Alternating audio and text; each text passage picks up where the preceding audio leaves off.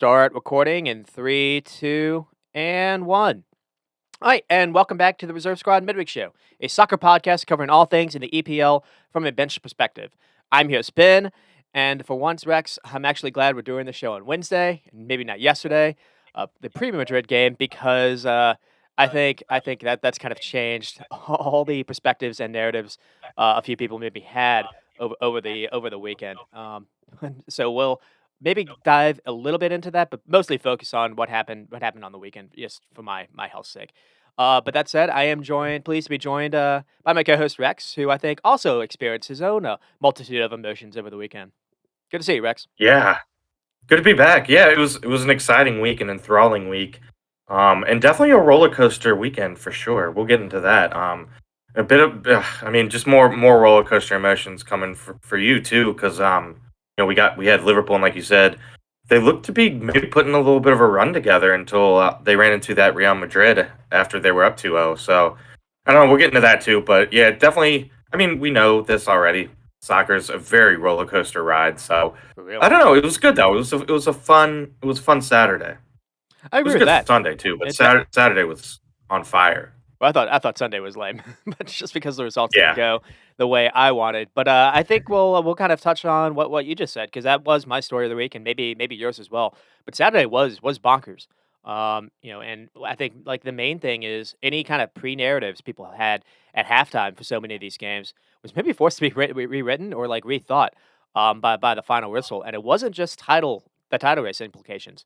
There were yeah, a ton of results that happened with teams that are kind of fighting at the bottom that got a bunch of really big 3 points. And then so I guess I'll probably just go with that.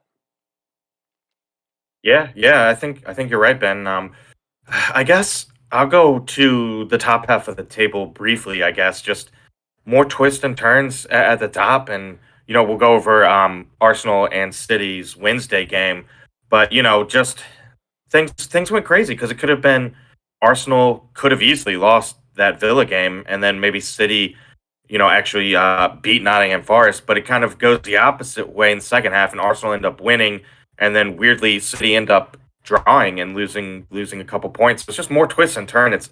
It's every week. It's something different, and I think the cool part is you don't know what's going to happen Mhm. because like you look at it on paper and be like, well, I would think City would have not a lot of problems with Forest, and they kind of just couldn't finish chances, and Forest ended up getting a little payback at the end, and then we also have like Chelsea losing to Southampton. So yeah, top to bottom, it was good, but I'm just go with those title twists, and there's gonna be a twist in the title turn every week, I think, or at least every other week, because everything's so tight. Same with the relegation battle too. Well, we got one of those twists last Wednesday. To be honest, when Arsenal and Man City did finally play each other in the league, um, it was at least like the first half was maybe as good as we were expecting. The second half, well, I guess for City had fun.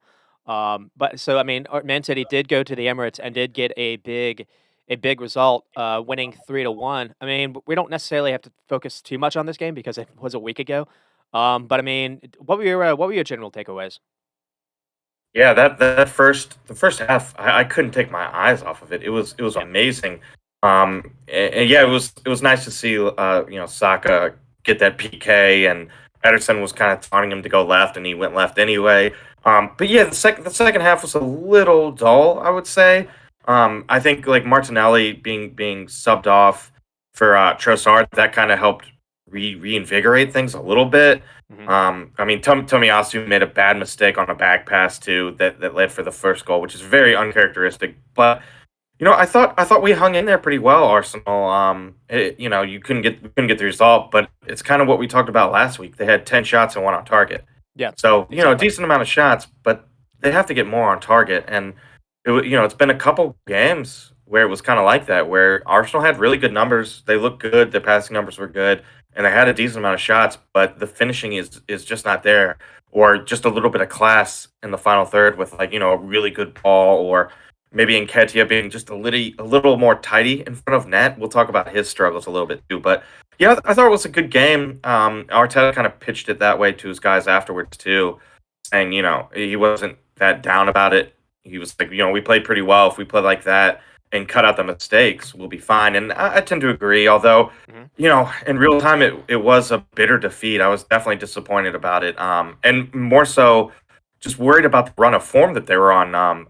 They broke that Saturday, thankfully. That was tough to break, but I don't know. We'll talk about Nketiah. He's kind of struggling a little bit.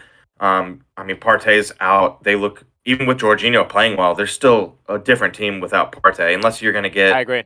you know, Mhm. how many defensive mids are better than him? Like 4 or 5 in the world. So anytime he's going to miss, unless you have one of those other guys like Declan Rice or whatever, whoever's filling in is just not going to be Partey, which is an issue because he's hurt a lot. So I don't know. There's some crossroads I think Arsenal are coming to, mainly with Nketiah and then Partey's injuries. But I don't know, Ben. We'll dive into that more. But it was a good game. Disappointing with the result, Mhm. but I kind of tend to agree with Arteta. They play like that and cut at them sticks, they'll be fine. I mean, it was a surprising lineup. Now we heard, or we kind of we heard rumors that maybe Partey wasn't going to be able to play. So seeing That's Jorginho right. wasn't that Yeah. surprising. Seeing Tomiyasu over Ben Mhm. White, I don't know if Ben White maybe had an injury going into the game. That was surprising, and Tomiyasu did not necessarily look great on the ball. And like you said, it was a mistake. The City didn't really. I didn't Yeah. think City had a shot in the game before that. And then Kevin De Mhm. Bruyne just it was an amazing finish. To do it like first time with his left foot. Maybe people don't even necessarily try that. If you try it with his right, you can probably push that wide. Um, Yeah. Yeah, and I probably. and I think maybe the negative for you guys is you guys thoroughly outplayed City. But it doesn't matter because again, I think the second goal comes from a mistake from Gabriel. So it was just the Yeah. defenders not necessarily being as good on the ball as they needed to be. Um, to see Grealish kind of get that goal, it was one of those things where everyone kind of had to shift over. So like Gabriel made a mistake by first making the pass and then by running to try to immediately try to get the ball back. Instead of what that did is he left the area where he needed to be, and that allowed City to kind of that allowed City some space to attack. And what that did is that forced everyone to kind of shift over, and that's the reason why Grealish was able to get the ball after Gunnigan got it.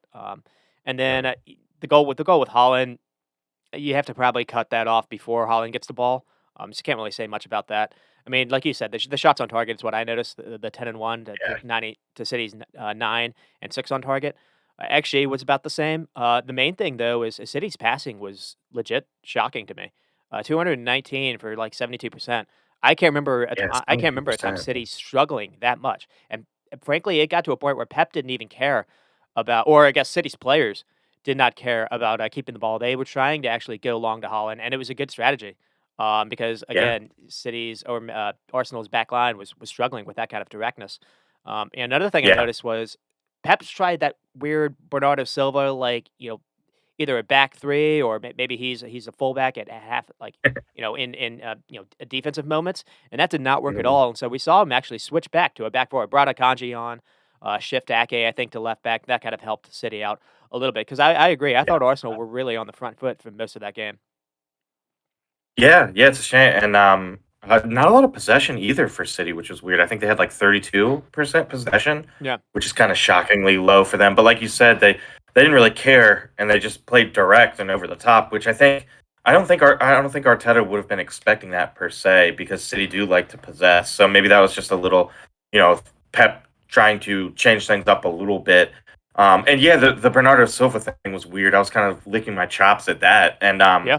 I mean, he definitely Because Saka played he he really well he this played him game. well, Yeah, and he definitely, wasn't he's not obviously a defender, so, like, sometimes his first instincts weren't good, and, I mean, he did have to resort to fouling Saka a bunch.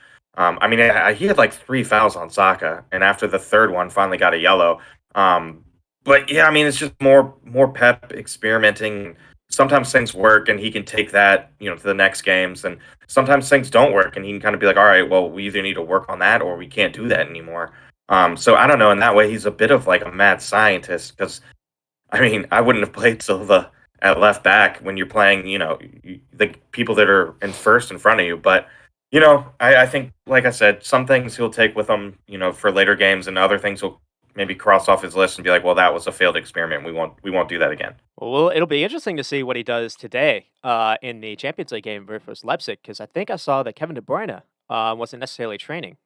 So If you're gonna, it'll be that's basically your main playmaker. To be honest, like, only like, we'll get to the City and Nottingham Forest. It almost seems like it's De Bruyne, Gundogan, maybe Bernardo Silva here and there, and Holland that are the only players on City that actually understand how to play in the final third. And sometimes Grealish, I Yeah, guess. But yeah, sometimes we'll Grealish. uh we'll get to that. I think that would be a big miss. But another thing too is they had Ruben Diaz back, and I thought Ruben Diaz was maybe man of the match. A number of the reasons why Arsenal didn't have a lot of these shots on target is a lot of these were blocks. I mean, Ruben Yeah, Diaz was kind of just everywhere he needed to be, and I think you touched on Jorginho. I think the biggest place where you're missing maybe Partey, where Jorginho can't necessarily fit, is that's going to force Granit Xhaka to maybe be a little bit more defensive minded, as opposed to basically trying to be like a second kind of number in the box and try to be a little more, forward thinking. And I think you're going to miss some of that attack from him as well. So we'll see how Arteta tries to go on with that. But you know, hmm Xhaka did have a couple chances in the box, and he didn't pull the trigger. He tried to do a cutback, and I think that was another time when like Diaz was able to get the ball. But that's enough of Man City and Arsenal. I mean, it gave us a nice little narrative. Be like, are Arsenal about to blow this? Which was like the main thing that NBC was leading off, and with yeah, the game that started off on Saturday, or early kickoff too. I don't think necessarily was kind yeah, yeah. I was thinking about for that too. Arsenal Honestly, it's a tough away as turnaround. well, right after, playing Man City. That was a bit Yeah, surprising, but it doesn't matter, yeah, because Arsenal do go on to win, was it 4-2? It was 4-2, with goals from, Ollie Watkins, then Saka, then Coutinho, and then, Zinchenko was able to get a draw, and then it looks like honestly, I figured a draw is finally is fine. You're getting a point, you get away with this, and then Jorginho kind of got something out of nowhere, and it's maybe fitting. We'll get to that, and then Martinelli was able to just tack on a late one because Martinez tried to score, tried to do an Allison, and apparently Emery that Emery or Unai Emery did not approve of that, well, which was interesting. But I mean, yeah. Well, that was weird though because I was kind of like I would send him up too because I would too. what's the difference in losing 3-2 versus 4-2? Like they're in a place where goal differential doesn't really matter. I don't think so. I don't know. I would have called him up too. I mean, what's the There's no difference in losing by two The than only losing by one. Really, the only it's not like they're in the relegation zone. Yeah, the So only thing I would disagree with is they still had, like, a defender that was somewhat staying back. I think it might have it wasn't Digna. I forget who it was. I would have sent, like, pretty much had everyone in there, and like you yeah, said, if you concede, it doesn't really matter. Um, yeah. I mean, what did you think of, Trossard getting his first start over Martinelli? Yeah, I mean, he had moments, but in general, I was kind of disappointed with it. I thought, I mean, I thought he deserved the start after coming in for Martinelli in the City game and playing really well. And he started pretty bright, but I don't know, man. I just feel like he faded really quick. Maybe it just wasn't the game for him. I agree. He was still pretty tidy in possession at times, but it's great to be able to put on Martinelli or vice versa. At least now there's some depth. So Martinelli kind of rested and then came on at the end with his pace. So I was a little disappointed in Trossard, but I don't think it's a big deal. I think it was just not the game for him because he has played really well when he's come off the bench. So I don't know. I mean, maybe now though the you know tipping towards Martinelli starting the next game instead of Trossard, which I mean they're going to be competing with each other for that job, which I think will just raise both of their performances. I hope. And I mean, Villa kind of went with basically a 4-4-2 block, essentially with like Ollie Watkins was basically playing by himself. The lineup basically says Brundia was kind of supposed to be next to him. He wasn't. He was in midfield, kind of Coutinho. Coutinho would go up a little bit. And we saw that for the second goal. But I mean, just to be honest, I think if anything else, that's a player that comes away with this with a pretty worthy of some praise. Watkins' performance because he was manning that attack all by himself, and basically he got Saliba to kind of be afraid of him, which I think we'll get Yeah, to the first goal. Um, I mean, yeah, he it's did. you Yeah. mentioned you mentioned maybe it wasn't the best game for Trossard. It almost seemed like Trossard and Zinchenko were not on the same page, because this really comes Mhm. from Zinchenko getting the ball from Trossard. Trossard doesn't willing to take anyone on. And then Zinchenko tries to basically take on Matty Cash and gets the ball poached off him. Then Cash like, plays a ball to Watkins, making a run, basically even with Saliba. I mean, it's fantastic by Watkins, and then yeah, Saliba. He feels like he's in good position, but he doesn't want to get tight enough to him. And then Watkins does a step over to create a little space, and then fires a shot, far corner. I don't really think Ramsdale can do much with this. But No, it really yeah. goes with it started with the giveaway. It also started with again, there's no protection with that back line. And so once you had the chance to maybe stop it with Saliba, and it just kind of happens. Yeah, yeah, I think Saliba should have done better, but it was a really nice finish too It by was. by Ali. Very nice, nice and low and in the corner. So, yeah, I mean, I think Saliba could have done better, but like he just could have been tighter. But Ramsdale, nothing he could do about that. Yeah, and then they do a square it by Bukayo Saka. I think that was fitting because he's maybe been their best player for the last few games. I thought he was very good for City. Not discounting the even without the PK. And so I Mm. mean, Oh yeah, but the starts really with Jorginho, because he does fantastic to hold the ball off and avoid Douglas Luiz by getting the ball off him. Then he finds Ben White ahead. Ben White tries to cross the ball in, and this is where the mistake happens. I think Tyron Mings can either head this out of bounds easily, or he can let it go. And I think Emi Martinez is able to catch this. Instead, he yeah, he that's a good point. You probably instead would he have. basically just tries to head it back into danger, and it goes to Saka. And what a fantastic finish this was. Amazing. Kind of sucks that it was an own goal, but I mean, I don't know, Ben. I don't know if you remember, like this has kind of happened to me in indoor, where like I've dove for a shot and it was wide barely, and then it hit the wall, and then literally hit the back of my head and went in the goal. And Hmm. that happened like two or three times, and it just is terrible because not only do you get hit in the head, but like it's an own goal, and so I kind of felt bad for Martinez.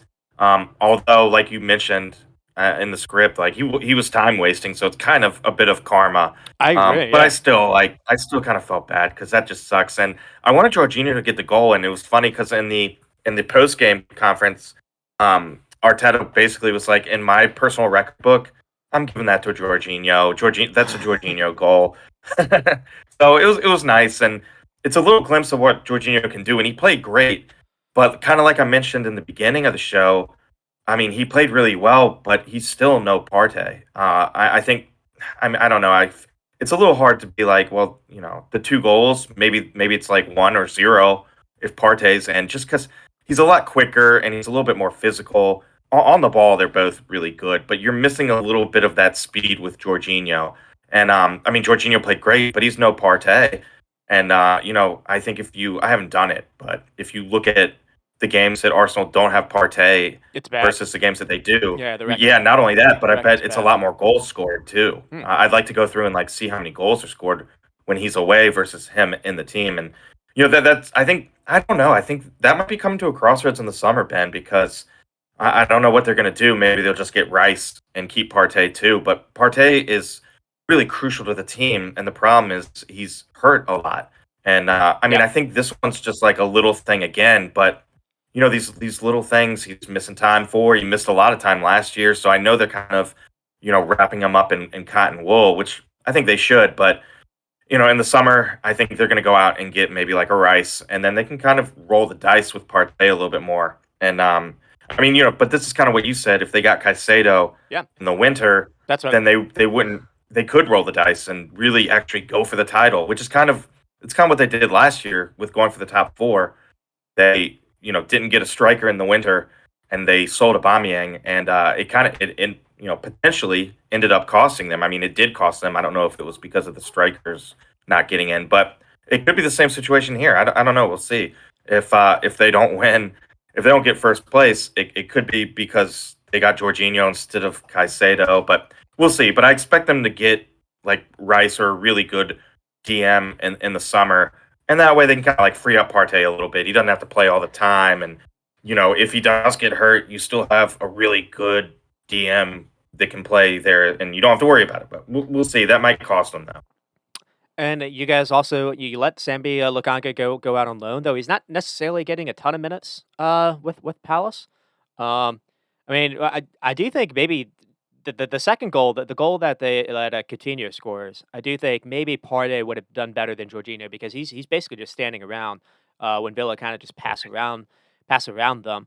Um, but yeah, I think you're right to touch on Partey as well because I think a couple weeks ago when we did our kind of like player of the season, I kind of mentioned him as like a cheek like second answer. Now I was trying to be cheeky, but when you think about it and the kind of points that he's responsible for, I'm starting to think that maybe was a serious answer. And so I do agree. Like Yeah, you guys are different without him, and I do agree that you need some security for him because yeah, that's kind of the issue when you have a really good player that's not necessarily always fit. I'm finding that out on my team with Kanate yeah, at Liverpool. yeah. Kanate with Liverpool, maybe they're beating Madrid yesterday, or maybe they're still chasing, challenging for a title as well. And, because they're the one of the few teams that's actually beaten Napoli, because Konate Yeah. was able to play that day, and just whenever he's missing, you see Virgil van Dijk being a different player. You see Mhm. everyone being different, to be honest, in that back line. So, yeah, I think that's a good Yeah, good it's one to weird. touch on. Yeah. Well, the problem too is like if you have these guys that are really good, and for the first couple of seasons, you're like, if they can be injury free, we're fine there. So we don't need to get a really good backup. And then after like a season or two of injuries, then you're like, okay, we need like a decent backup. It was kind of like Tierney was always hurt, so Arteta was like, well, let's get Zinchenko, and then we can have both if something happens now. Instead of like getting Tavares as a backup who just wouldn't cut it, and then you have Tierney out and Tavares is in and he's not good enough. It's kind of the same with like Liverpool. Yeah. So eventually, like you either have to get rid of the player that gets hurt a bunch, or you have to bring in another really good player to cover for them when they're inevitably hurt again. I mean, it's somewhat. I maybe kind of I used to kind of think that way. I've started to kind of move away from that because there's so many games. I honestly think there's Yeah, enough apple for everyone to have a bite. Essentially, I guess this is a saying. I don't yeah, I don't know if that's that's a a good saying. point. Because Well, like no, I think so. if Yeah, everyone if can have a piece of that pie. but there we go. Because it seems every single year they're adding more games. And Yeah, so if you're a team that's trying to go for and it's not just at the club level, international as well. They keep having like mhm. Nations League, and they keep having, oh, we'll have a Nations League playoff or a play in. If you Yeah, if you get relegated, you'll have to you can maybe play yourself back in. They keep adding more games to the season, yeah, and so they do. I think you're going to get to a spot where you have to have a big squad and a big regardless of how big the squad is, unless you're Pep, who doesn't like using subs ever, you're going to get playing time. So Yeah. And you need to rest, like players need rests too to avoid getting hurt. So you really do need to be able to just rotate just for the sake of keeping people fresh because we've seen like the overload of games really can hurt players, and when they get hurt it hurts their development too. I mean, Ben, you were talking about like Wilshire the other day in a text. He's kind of the same. Like he was just too young to be playing that much, yeah. and it ended up potentially costing him the higher echelons of his career that he could have reached potentially. So yeah, that's a good point, Ben.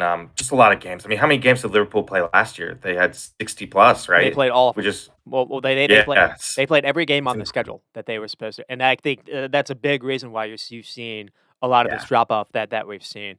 It's just kind of inevitable. Again, I you can How many games was it? They played like 67 games, 65 I was gonna games, say it's over something 50. like that. Yeah, Yeah, in a season, it's unbelievable. That's so many games.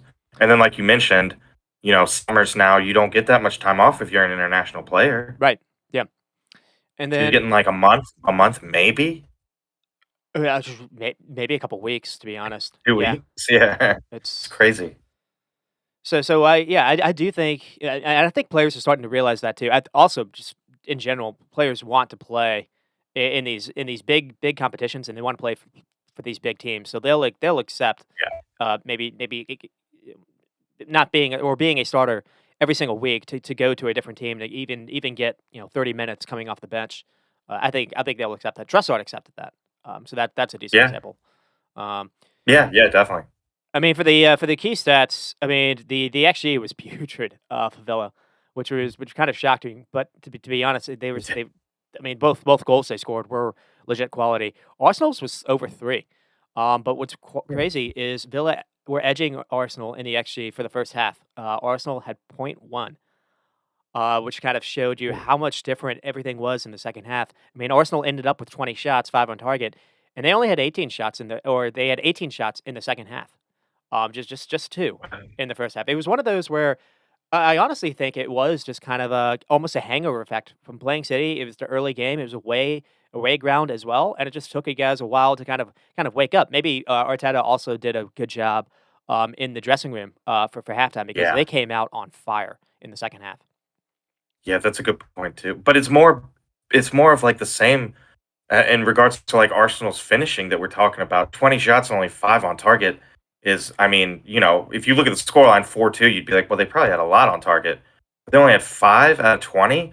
Yeah. I mean, that's not that great, and that's like 4 or 5 games in a row where their shooting percentage on target has not been good. So, I mean, that is definitely something that, if they drop a couple points here and there and finish second or third or whatever, we might be looking at that as a big key. We might also be looking at like, Partey injuries and things like that, but they got to get more shots on target because what is that percentage? 5 on target out of 20 is like, I don't know, it's not good, but Well, they need to. is it like 20? Well, Is that how you do it? yeah, I don't know. I don't know. But, yeah, it probably is 20. But, part of it's Nketiah too. Like he seems to be in a bit of a downward bit of form here, and he was kind of missing the target too. He still does a decent job like holding up the ball, but a couple shots he just like missed the target completely, and he only gets a couple chances a game. Well, I think So he's really got to finish those off. there are two that come to mind, where Eddie Nketiah was basically through on goal. I think it was through sent in by Odegaard, where he did well to get by Martinez, but it almost felt like he made the wrong decision on that point because he dragged himself too wide, and by the time it came for his chip, it was a harder chip, and he hit it out. Basically, I think he hit it over the bar. But Off the another one bar. too was Nketiah actually did really good to cause a turnover, and Odegaard had a pretty big miss as well. And like I That was terrible. my takeaway was this was a type of game where you needed Odegaard to become Kevin De Bruyne, and he didn't. But to be fair to him, he actually played better after that miss. So fair to him on that. I do think Yeah, I think everything he ended up getting an assist, maybe, but all of our takes are different. Well, I don't know if I really count the Jorginho thing as an assist. I think that's it. I don't really, that's a goal. or maybe the Zinchenko one because it was from a corner kick. But Oh yeah, yeah, I think all of our takes are different if the Jorginho goal doesn't happen, which is another thing too. We need to remember not to necessarily be reactionary, and so like you said, narratives can change on a whim. Really, it's important on how a team plays over the course of a season, not just necessarily in moments. So that's important to remember as well. I mean, I yeah. I did have a lot of things to ask you about Jorginho because that was basically I was tweeting about it in real time. I said it was an own goal to not go get Casado. Basically, use that as a down payment for winning the league. So I think that would have wrapped it up. But at the same time, they maybe saw that, hey, he's a vet, he's got experience, and this is the kind of moment where that kind of showed out a little bit more. Because so it was fitting that he got the goal, to be honest, because you brought him in for these moments, and it showed. Yeah, it was a pivotal point in the game, and it could be a pivotal point in their season too, just to change things and stop that the winless streak. So yeah, I think Arteta is a big admirer of Jorginho. He has been. I think Arsenal actually tried to get him from Napoli before he ended up going to Chelsea. So he's a good player, and he's someone that is kind of like Arteta. I feel like so I know Arteta trusts in him, but at the same time, we prefer to have Partey starting. So it's nice that he can be able to be that backup. But Partey's just a little faster, a little more physical, Mhm. and some games I think that's going to show up. But it was nice. It was nice to see Jorginho play well, and it's nice to have a little bit of security, especially like you mentioned, like El Nani's hurt. You mentioned Lukonga's over at Crystal Palace on loan, Mhm. and Partey, who a little muscle injury in practice. I don't think it's that bad, but other games he's going to probably miss with little things too. So it's good to have that security for sure. And I mean, the goal is spectacular, but he was maybe playing his best game. he had played in a number of seasons. I saw Chelsea fans just being like, "Where has this guy been?" Because he was incredible on the ball. Villa were trying to press him. He was getting away with that, but he had a vision to just always find a way to get the ball, make a progressive pass, or finding a Yeah, teammate upfield, not going side to side, which I think helped mhm, out as well. Um, I mean, definitely. and it is fitting that it is Jorginho and Zinchenko that get the goals because I thought Zinchenko made a mistake at least for that first goal. Yeah. Um, Oh, definitely. but one thing I did want to bring up with you is Jeremy actually texted me during the game. If you could replace one current EPL player and put them on Arsenal, who would you pick? And Ooh. so, without even thinking, I texted Evan Ferguson, just kind of just being I don't know why I was thinking that, just kind of be Cheeky. trying to be cheeky a little bit. But then I was like, no, obviously Kane, and then I was like, honestly, maybe Ivan Tony. And I think that's basically what he was going for too. But you touch on how they were able to create so many chances, and they're just missing someone to just kind of put things away. And I think I see the reason maybe go for someone like Rice, but to be honest, well, you're not going to be able to get Kane, but I think that's maybe where they Yeah. should look at. Yeah, I don't know. I mean, because they got Jesus, but Jesus isn't, a guy like Kane or Ivan Toney. You He's guys, not he's not as you guys were tall having issues with this before, even before he got hurt. I remember. in Yeah, the air. Yeah, and Nketiah's a little better in the air, but he's still obviously he's no Kane, but he's no Tony in the air either. So I don't know. Yeah, Tony would be great. I mean, I think he's a guy you could plug in there, and I mean, gosh, he did at least score double digits. You would think, but maybe even like 20 or more. I don't know, but yeah, that would be great. But I don't know. I think Arteta is probably going to do some kind of combo of Jesus and Ketia or Balogun because Balogun's playing so well. Balogun is So I playing don't know. well. I don't think That's a we'll get good a shout. striker, but yeah, missed a PK though on the weekend, but still, I think he's still golden boot for Ligue 1 leader. I think you're right. I think. Yeah, But actually, yeah, so that's another option too. Who knows what happens with that? he's playing for a cheeky manager. That's something that I don't know if we necessarily have to mention it. He's like 30 years old, and apparently got into managing because he was really good at Football Manager. Yeah, And, football manager. he's doing well with, Rams. So I don't know, Yeah, that's kind of cool. That's kinda cool to see. Um, yeah, it's a I cool story. I mean, with Villa, I think you're right. Honestly, another, bounce here and there, they easily could have won this because Villa did nothing in the second half until basically about, like, minute 85, and then for that final 5 minutes, they got a couple looks on goal, that either forced a Ramsdale save or hit the bar a couple Mhm. of times. Yeah. Arsenal were definitely trying to go for the win, so you understood maybe them being a little open, but, once, say, John Duran and, I think it was Leon Bailey, came on. They, it was maybe like even a corner kick, where they were able to just kind of, go from one side of the field to the other, and, yeah, they hit the bar. Mhm. Yeah, that was, I think, Ramsdale barely got a finger to it, and then it hit the bar. Just an amazing save. But yeah, Ben, I mean, it really could have. I think 4-2 is obviously a pretty flattering scoreline for Arsenal because they kind of put that cherry on the top with Martinelli. But it could have easily been 2-2. It could have been 3-2 Villa. I mean, it could have been 4-2 Villa. Yeah. It kind of speaks though to your like pivotal Jorginho moment with that goal, just kind of changing things around and changing the score line, obviously, but possibly even changing the course of the season. It was such a pivotal moment. And, for Villa's sake, unfortunately, it is another poor defensive showing, and, you didn't have Mings for City.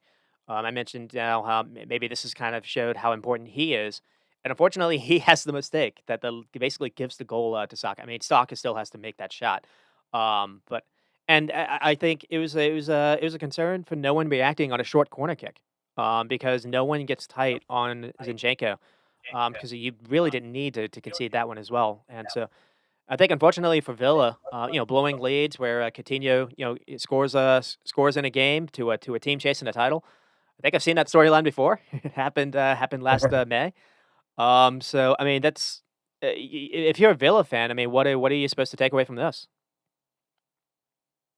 Yeah, I don't know. I'd be excited with the way they looked. I mean, they because like we mentioned, they did kind of take it to Arsenal at times. But I don't know. They definitely have to figure out the defense because they have conceded a decent amount. But I mean, 11th in the table. They've lost three in a row, which isn't great, but they're still in a nice safe spot. I mean, they need to pick up some points, but I think I'd be positive about it. It was a decent performance against a really good team. And I mean, things could have gone either way, really. And I mean, I guess they just need to finish off their chances too, because if they do that, then we're looking at a completely different scoreline, possibly. And it's Maybe Bailey scores that goal. I don't know, but yeah, I wouldn't be too disappointed about it. I thought they played pretty well, and if they play like that, maybe a little bit more possession, a little more passing. If they play like that, I mean, they'll be fine. I think they're a mid-table team. I don't think they're going to be in the relegation zone, but I don't think they're going to be pushing for any European spots either. So I think they're okay. They're in 11th. They'll probably be around that spot at the end of the year, I would imagine. I mean, I don't know if they necessarily they would. I mean, the fans necessarily would like that. You bring Unai Emery, to the club. They have done some spending over the last few years.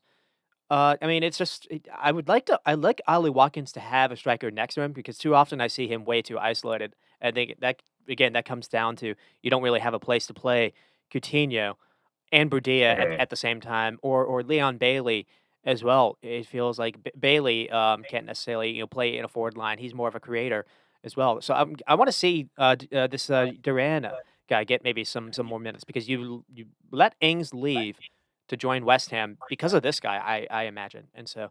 I Yeah. don't know. That's maybe some kind of positive because I do think he had a decent cameo when he came on. And maybe one last thing to close off is the cherry on the top, as they say.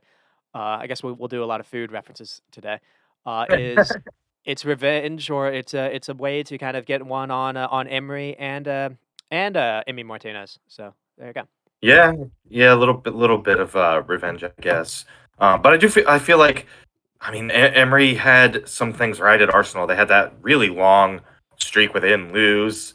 Um, I don't know, but it I was think nice to get revenge. But I at think times, I kind of do feel bad for Emery. I think they said he's actually had pretty good success going against Arsenal since he's joined other clubs. Like didn't he beat Hmm. Arsenal in Europa when Villarreal like ended up making a final or making a semifinal? I Yeah, thought probably. I I can't. thought I can't remember what. I thought so. But Yeah, probably. I don't know. It might have even been Arteta's Arsenal. Anyways, we'll It move might have on. been. I don't know. We'll move on to Man City and Forest. And as you said, this one does end 1-1, and this has to feel like basically just not just one, not 2 points dropped, 3 points dropped. Just Man City probably doesn't even care about this point. I mean, you get a goal from Bernardo Silva. It was late though. It was in like the 45th minute, and they didn't have many shots. They had like 90% possession for most of this half, and they didn't have many shots. Testing testing Navas, though that changed in the second half. And then Chris Wood is Hmm. able to get one at the very end. But for Man City's sake, Pep ended up going back to what he tried the first game, where basically he played a back three with Bernardo Silva as like his fake fullback, and we saw for the goal that ended up kind of hurting you in the end. And so again, I don't know if we'll necessarily see this going forward. The way he's playing Grealish, and this time Foden started, not necessarily Mahrez. They're playing him as basically the wing backs essentially, when Hmm. Bernardo Silva isn't able to necessarily get in position. And as you see for the goal, I want to get to the goal that Nottingham Forest scored because Bernardo Silva it's a nice shot. Not a whole lot really happens for that. But for the Chris Wood goal, there are a number of people at City that make a mistake that I want to highlight here. And so this starts off with Holland and Kevin De Bruyne kind of being lazy in their press, but it doesn't really matter because they're winning. Forest haven't had a shot on goal all game, and so they don't necessarily need to win the ball back. They just need to stay in their shape, and it's fine. But Jack Grealish doesn't really get that memo, and he immediately tries to run towards the guy with the ball, and that gives Forest the opening. So after Grealish moves up, that forces everyone on City to shift on that side. Bernardo Silva is caught on two minds. Should he stay with Brennan Johnson or go to Gibbs White? And he gets easily played past, and then it's Brennan Johnson open in space. When he gets the ball, Rodri gets done by here as well, with Johnson kind of running past him. And then from there, it's all about Forrest being able to pick the right pass and pick the right and make the right runs. When Brendan Johnson does enter the final third, he finds Morgan Gibbs White, and then Gibbs White is able to find Chris Wood. But Kyle Walker is fooled here by Chris Wood too. I think Kyle Walker is focused on Jordan Ayew making a run in front of him. He doesn't see Chris Wood being able to angle his run to go behind him. And then another thing too, I think Laporte could have maybe fouled Brennan Johnson before he got to top of the box, and you don't necessarily want to give a free kick because that's a chance as well. But he did. It's better than what he did because he just did nothing. He allowed Brennan Johnson to just run past him, and that's why Rodri was like. I think Rodri, maybe that's the reason why Rodri didn't necessarily do anything either. He was like, he thought Laporte was in position. He's like, what the hell? You did nothing. So, Yeah, I think so. but Yeah, he that's probably looked over and was like, "I don't that's fine," and then, yeah, it's like, "Whoa, it's a maybe really I good. should've gone over and helped." It's a really good example where sometimes someone that's trying to press and win the ball back isn't necessarily the best thing because if you don't go as a team, you basically create a gap that wasn't necessarily there once you leave that space. And that's the Yeah. Forest again. We're not able to do anything all game, but once Grealish left and tried to basically chase someone, that allowed Forest to do a little triangle to get the ball on the sideline with some space to run at. And again, it was one of those where City didn't know how to shift over, and they didn't know about a couple of these players were caught in two minds, and so yeah. But to be Crazy. honest, I think the story of the game really were the chances that City missed. I mean, there was a 2v1 with that Foden had with Holland. I do want to touch on this as well because I think Holland does Foden no favors. Because Holland is basically he's making his run, and he's in front of it might be Felipe, and instead of angling his run to basically because he's on the side of him, to basically make sure that he's in front of him to be able to kind of shield himself from the ball if the ball gets there. He doesn't do that, and so when Foden finally does play, and Felipe does have a chance to make a play on the ball, and he does. I mean, Foden obviously makes a mistake by not either playing the pass early enough or basically trying to take on the keeper himself. I think he's caught in two minds as well. And the reason why I want to bring that up is I remember a scenario where in week 2, I think it was versus Bournemouth, but it might have been for someone else, where Foden didn't pass the ball to Holland, and it was basically a square pass. Pep got so angry. He hooked him off at halftime, and Pep specifically brought it up at halftime. He's like, you have to remember, Holland will always be there. And Foden didn't necessarily get a ton of playing time after that. We've kind of seen Grealish kind of come in for Foden basically since that. And so I think that was on Foden's mind as well. Foden hasn't played a ton of football, to be honest, and he didn't necessarily have a bad Yeah. game. But in that one moment, you saw either indecision or you saw rust, and it cost him. Yeah, I think it is a bit of rustiness. Like you mentioned, he is lacking game minutes at the moment. I think he was also sick last week. I think he was only available on the bench against Arsenal because he was coming back from being sick. So yeah, a little bit of that too. But yeah, I think it's just a little bump. I think he's a good player. I think he'll rebound. And like you said, he wasn't like bad in this game per se. Just looked a little rusty. But again, hasn't played that much, so it's to be expected. And another thing too is, I mean, it wasn't just him. Holland basically had a chance, and normally he puts away. He hit the bar, and then it wasn't able to do keep the rebound on goal. Laporte had a header, just completely free. I want to say like a few yards from goal and hit it straight at Navas. It's a good save by Navas, but again, Laporte maybe could have done better. And City definitely had their chances, and this is a team that City beat 6-0 in the first Mhm. meeting. And so City probably went into this Crazy. thinking this is going to be easy. So that's another thing too, where it's like again, narratives can change quickly. Another thing too is it's a different Forest team. To be honest, they did not have Felipe, which is maybe someone to talk about because I thought Felipe was fantastic in his debut. Because this is a Yeah. game where they didn't have Boley, they didn't have they lost McKenna last game, so you're playing with a new back line, which to be fair, that's what Forest does every single week. Um, Yeah. but True. a number of these players were not on that first city meeting. So you think about the job that Cooper is doing. It's maybe worth praising. It's not necessarily pretty. They only had one shot on goal all game. But I think a lot of people did have Forrest kind of pegged for land, and he's got them in a pretty good spot at least right now.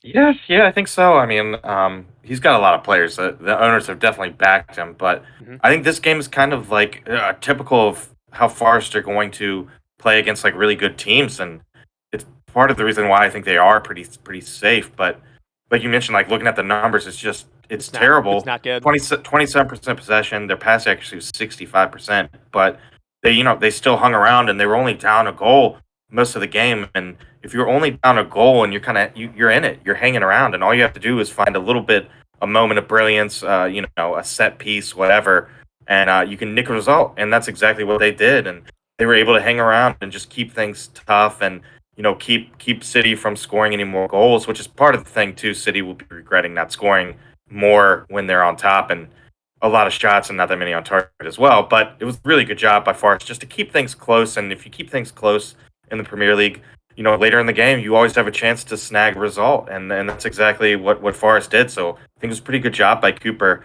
And like you mentioned, we were really worried about you know, both center backs last week leaving. And you have a new partnership, and they did pretty good just to keep City at one. And Holland didn't score. I think they did great. So yeah, props to Cooper. I know sometimes we're kind of like, well, he's got all these players that they bought. I mean, they have Navas, in goal. He's like a Champions League player, but it was still a good job, and he's done pretty good to get these guys like settled down and used to and comfortable with playing with each other in a pretty quick manner. I mean, Mhm. in the summer, not as much. It took him a while to settle down, but yeah, props to Cooper. I think he's doing a pretty good job. I mean, that really does kind of we've talked a little bit about, is there maybe a bubble? Does EPL have an unfair advantage? That's been a topic of conversation I've seen on, CBS during the Champions League coverage where, one of the guys, was complaining about how, they can't compete in Spain anymore, and when you think about, Nottingham Forest is able to just go out and bring in Keylor Navas or bring in Felipe on Atletico Madrid. I mean that Yeah. maybe does kind of go a point to that conversation. I mean I think it is interesting. You kind of brought it up how City weren't able to get that second goal, and usually when all it takes is just for City to get that one goal. But what Mhm. happened here is Forest did not care about winning the ball back. And so they were able to frustrate City in a way we don't normally see. Usually, when City go up a goal, that's when they're able to get people to chase them, and that's when the legs tire Mhm. out and they're able to get a couple really easy ones. And they weren't able to do that because Forest just did not. Okay, you can have the ball, you can have your 600 passes. The But you're not going to Forest score. Forest just basically it almost like they wanted to have the goal to maybe it's a goal maybe they're a goal down or whatever maybe it's 0-0, but they wanted to make the game basically 6 minutes long. They wanted to get to like that mid 80 into the 80-minute range, and that's when they started to finally play. And you saw that in the Mhm. subs because Brennan Johnson was playing all by himself. It was like a Mhm. back 10, to be honest, with sometimes Brennan Johnson would get a ball to run onto. But he find after about like 84th minute or so, he brought on Ayu and he brought on Chris Wood. And so you finally had like a striker to make it. Both of them made two runs that helped lead to the goal. And finally when Gibbs White got the ball, he had someone to actually aim something to. And I think it made Brennan Johnson a better player as well when he was able to actually get the ball actually to his feet than necessarily having to run to try to beat like three center backs. And so Mhm. yeah, usually when City when we do games with City, you say just get the first goal. That's all that mattered. In this game, they really did need to get that second one, and it'll be interesting to see Yeah. if other teams kind of take note. Maybe Yeah. don't go Definitely. chase City. Yeah. Eventually, maybe they'll make a mistake. They've been doing all those passing. Try to make the game, as short as possible, and then maybe when it gets down to the last 5 minutes, that's when you chase them. Yeah, yeah, I think that was probably Cooper's message to the team was, "Hey, we might go down a goal, but as long as we're within a goal of City, we're good. So we don't have to chase them until the end of the game. Just keep it within a goal." And that's what they did. And Ben, is this a Christmas formation, Nottingham, the Christmas tree formation, the 4-3-2-1? I think it was. I don't I necessarily think know if so it's too. if it's officially called that, but yes, I Right, right, when I right. saw that, like, looking down, I was like, "I think this is the It Christmas definitely tree looks like a Christmas formation." tree. Yeah, totally. Which Yeah, which which definitely. goes into how they played, because it Yeah. it really was everyone was behind, everyone was back defending. They had Brennan Johnson again as an outlet, but again, he had really no chance. I mean, as far as 4 shots, Yeah. 1 on target, um, the main thing really is City missed 5 big chances. I mean, this game could have been 5-4-0, or maybe 6-0 like it was in the first one. But, when you don't take your chances, I mean, Navas had 5 saves as well. I mean, just Forrest getting Navas has been spectacular. I can't imagine, when Henderson gets back that he's gonna take him over. I don't think so. But Yeah, definitely. Because the last game too, he was just like amazing. He's been really good. Like since he got there, he hit the ground running. So yeah, I would. I would tend to agree. I don't know, but it looks like Navas's job to lose now for sure. And do you think, I mean, if to try to put on your City hat for a minute, if City fans had heard, okay, you beat Arsenal at the Emirates and you get a point away to Forest, do you think they would have taken that? Yeah, yeah, I think so. Just it's a big win over your title rival. That's the important part. And I mean, yeah, they're disappointed with the draw, but as an Arsenal fan, I would have taken beating City and losing to Villa or drawing to Villa. I Oh, would there have we go. taken that too. Oh, I should So have I asked think that I question. yeah, I think I would take that just because again, it's like a massive 3 point swing right there because Mhm. Arsenal lost and City gained points. So yeah, I think they'd take that. But Pep definitely wanted to follow that up with a win, and I Yeah. think he kind of knew that it would be a little bit of a letdown game potentially, and it was even though they dominated, they should have finished off a couple more chances. They have enough quality to do so. And it's another example of him trying that weird like false fullback. I don't know how to I don't know how to describe what he's doing with Bernardo Silva or when that Rico Lewis guy plays because you're not I keep saying Grealish and the wide player Foden in this case are supposed to be the wingbacks. They're not really in defense either. So it is very crazy how they're trying to shift when City are back defending all of a sudden. And so you're still, I mean, able to have all this possession with Holland. So I guess that's what he cares about. But again, you are vulnerable pretty much anytime someone is able to get a run down that side. I mean, Yeah. I do you think it's an issue also that the Holland did score versus Arsenal, and he did look good versus Arsenal, but do you think it's an issue that he's not necessarily flying, that we saw, in the first half of the season? Now maybe that's expected, but he does, I think, 5 goals, at least, since the restart, but one of those Yeah. was a hat trick versus Wolves. So it's been very hit and miss lately from him.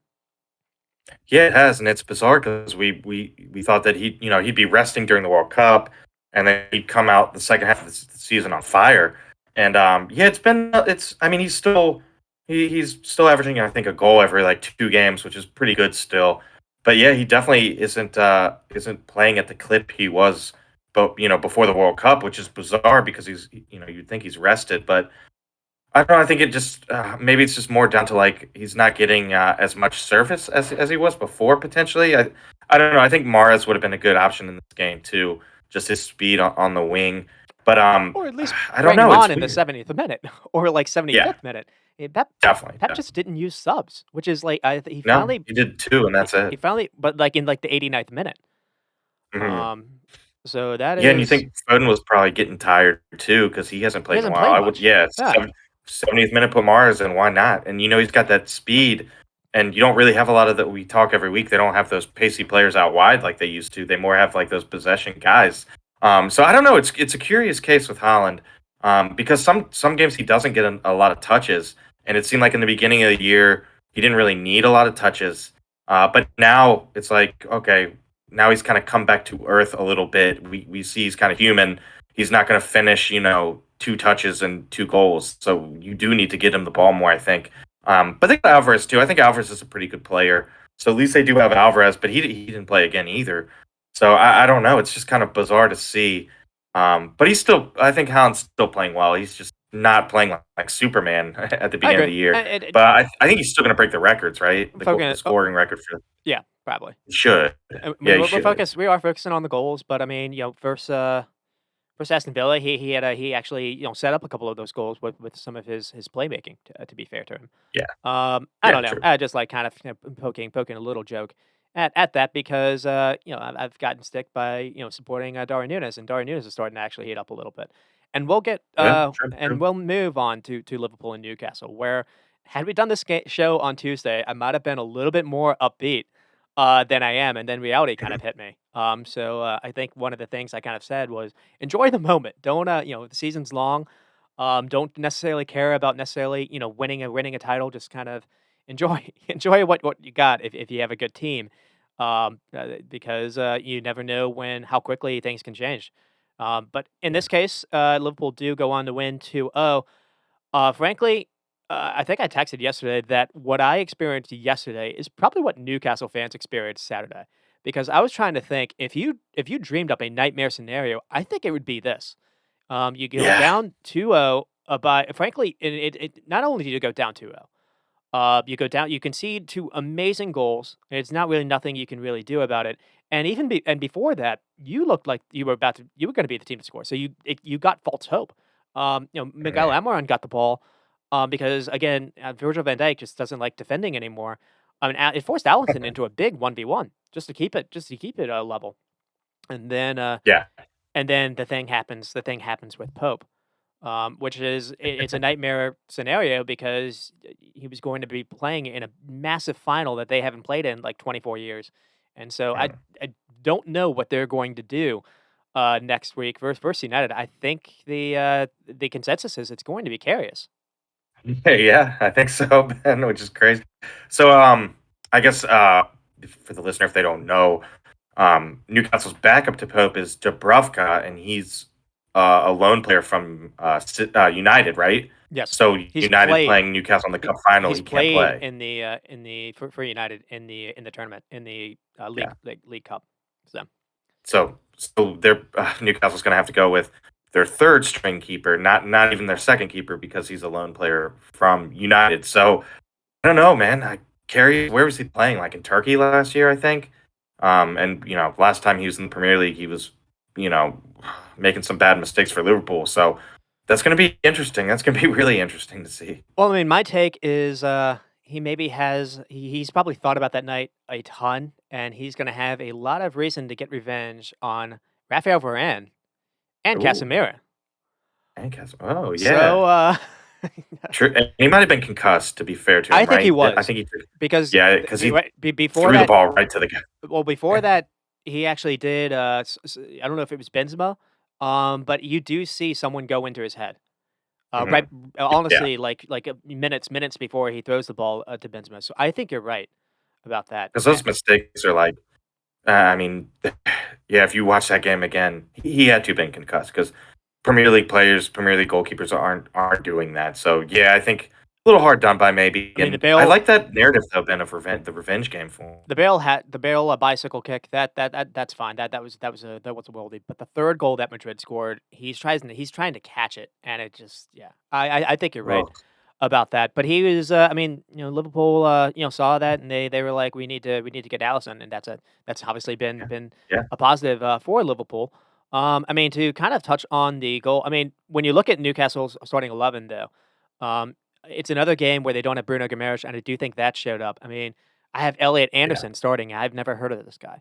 That's not necessarily Mhm. to slight him. I think he's a youngster, but that just kind of showed, Newcastle kind of went into this game not necessarily at full strength, and you saw that. But at the same time, after they went down a man, they looked really good. And so there was a Yeah, lot of they takes. did. There's a lot of takes that, I guess it's because of Karius, that United are going to thump this team in the final, and I'm not necessarily sold on that, to be honest, because you're getting Bruno Guimaraes back. For the most part, everyone else is good, if, fit and good to go. I thought Alan St. Maxian looked as good as he's looked in a long time. So Yeah. I do think there's still reason for hope for Newcastle. Yeah, I think so too, and a lot depends on like who they're going to have healthy. Because Saint Maximin has at times, like you said, hasn't been healthy, and he seems to be kind of, getting right back into form. Isaac's been, on and off with the injuries as well. We'll see. Yeah, it's going to be interesting though, Ben. I agree. I think it's going to be a close game. I wouldn't expect anyone to blow the other team out. I think it will be close. And goals from Nunez and Gakpo. I'll touch on the second goal, because it's fantastic ball by Salah, but it really starts with this 18-year-old Pacheco just getting the ball on the turn, and then 5 of the 6 passes are progressive. They are forward thinking. I mean, Gakpo gets it and passes it to Fabinho, then Fabinho to Salah. But the thing that's cool about here is Salah actually sees Gakpo basically running kind of opposite of him. And so Salah knows that Gakpo is making the run, and that's the reason why he's able to kind of float this, the first time. And again, it's basically a world class goal. It's a nice, good touch and finish by Gakpo. But it was one of those things where Mhm. Newcastle were just undone by two world class goals. Clever movement. The goal by actually, I should touch about the goal on Nunez because it is a wonder strike. He Trent does one of those long diagonal balls from basically the halfway line, 30 yards up the field. It falls to Nunez's chest, and then he absolutely smashes it in the net.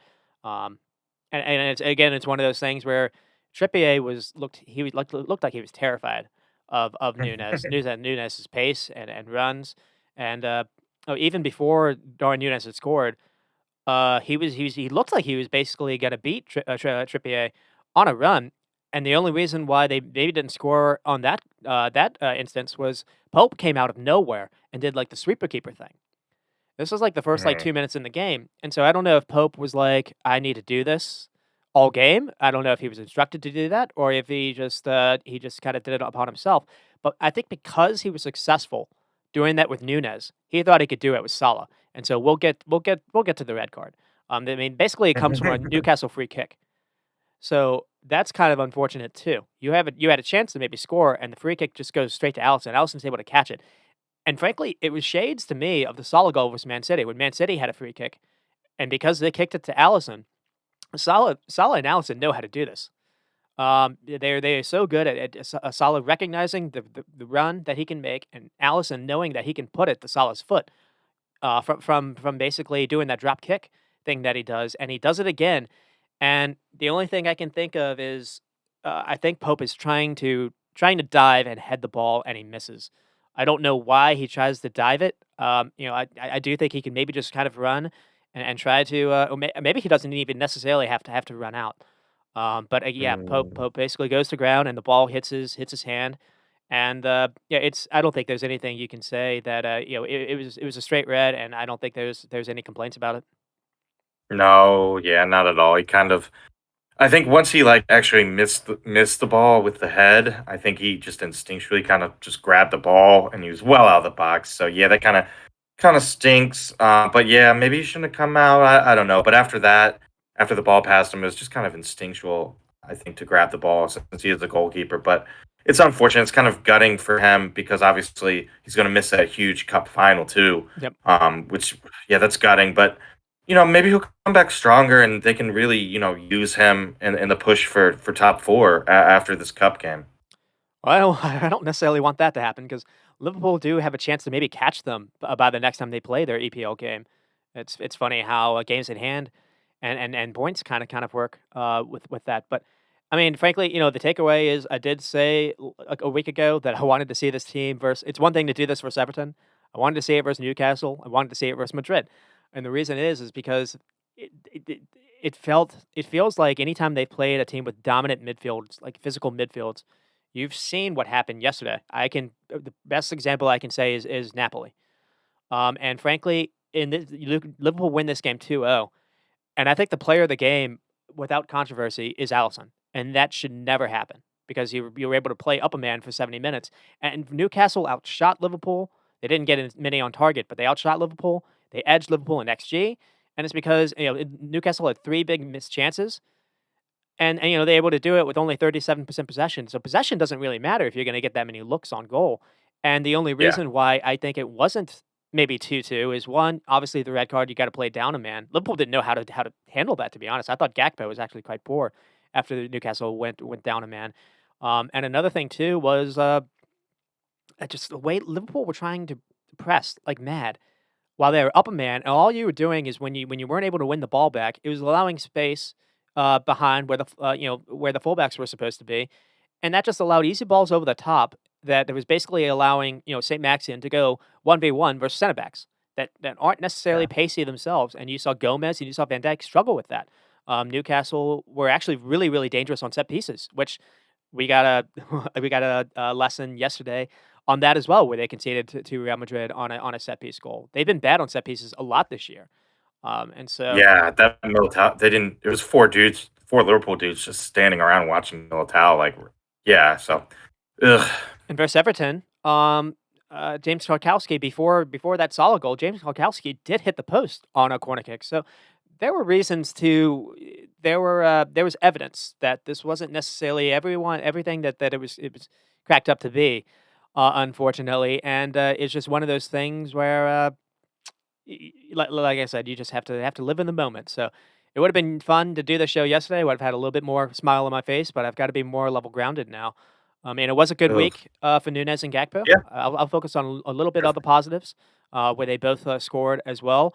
I mean, Nunez scoring a screamer. He's been trying to pull that off, and he scored a great goal yesterday. It's not. It's Mhm. this. So this isn't necessarily Unbelievable. on his fault. Or yeah, but the issue is both of them don't know how to press the way that Firmino and Mane used to. So sometimes that's leaving the midfield a little bit more exposed. It's easier to kind of play through. And it's all taking time for everyone to kind of learn how to play differently. And I guess Yeah. I was going to say Allison was amazing, and Allison's like player of the year. And then I can't say that Huh. after yesterday because Gross. he has had that Yeah. mistake in his game. It doesn't always lead to goals, but sometimes he can be lax when he does have the ball at his feet. But Yeah.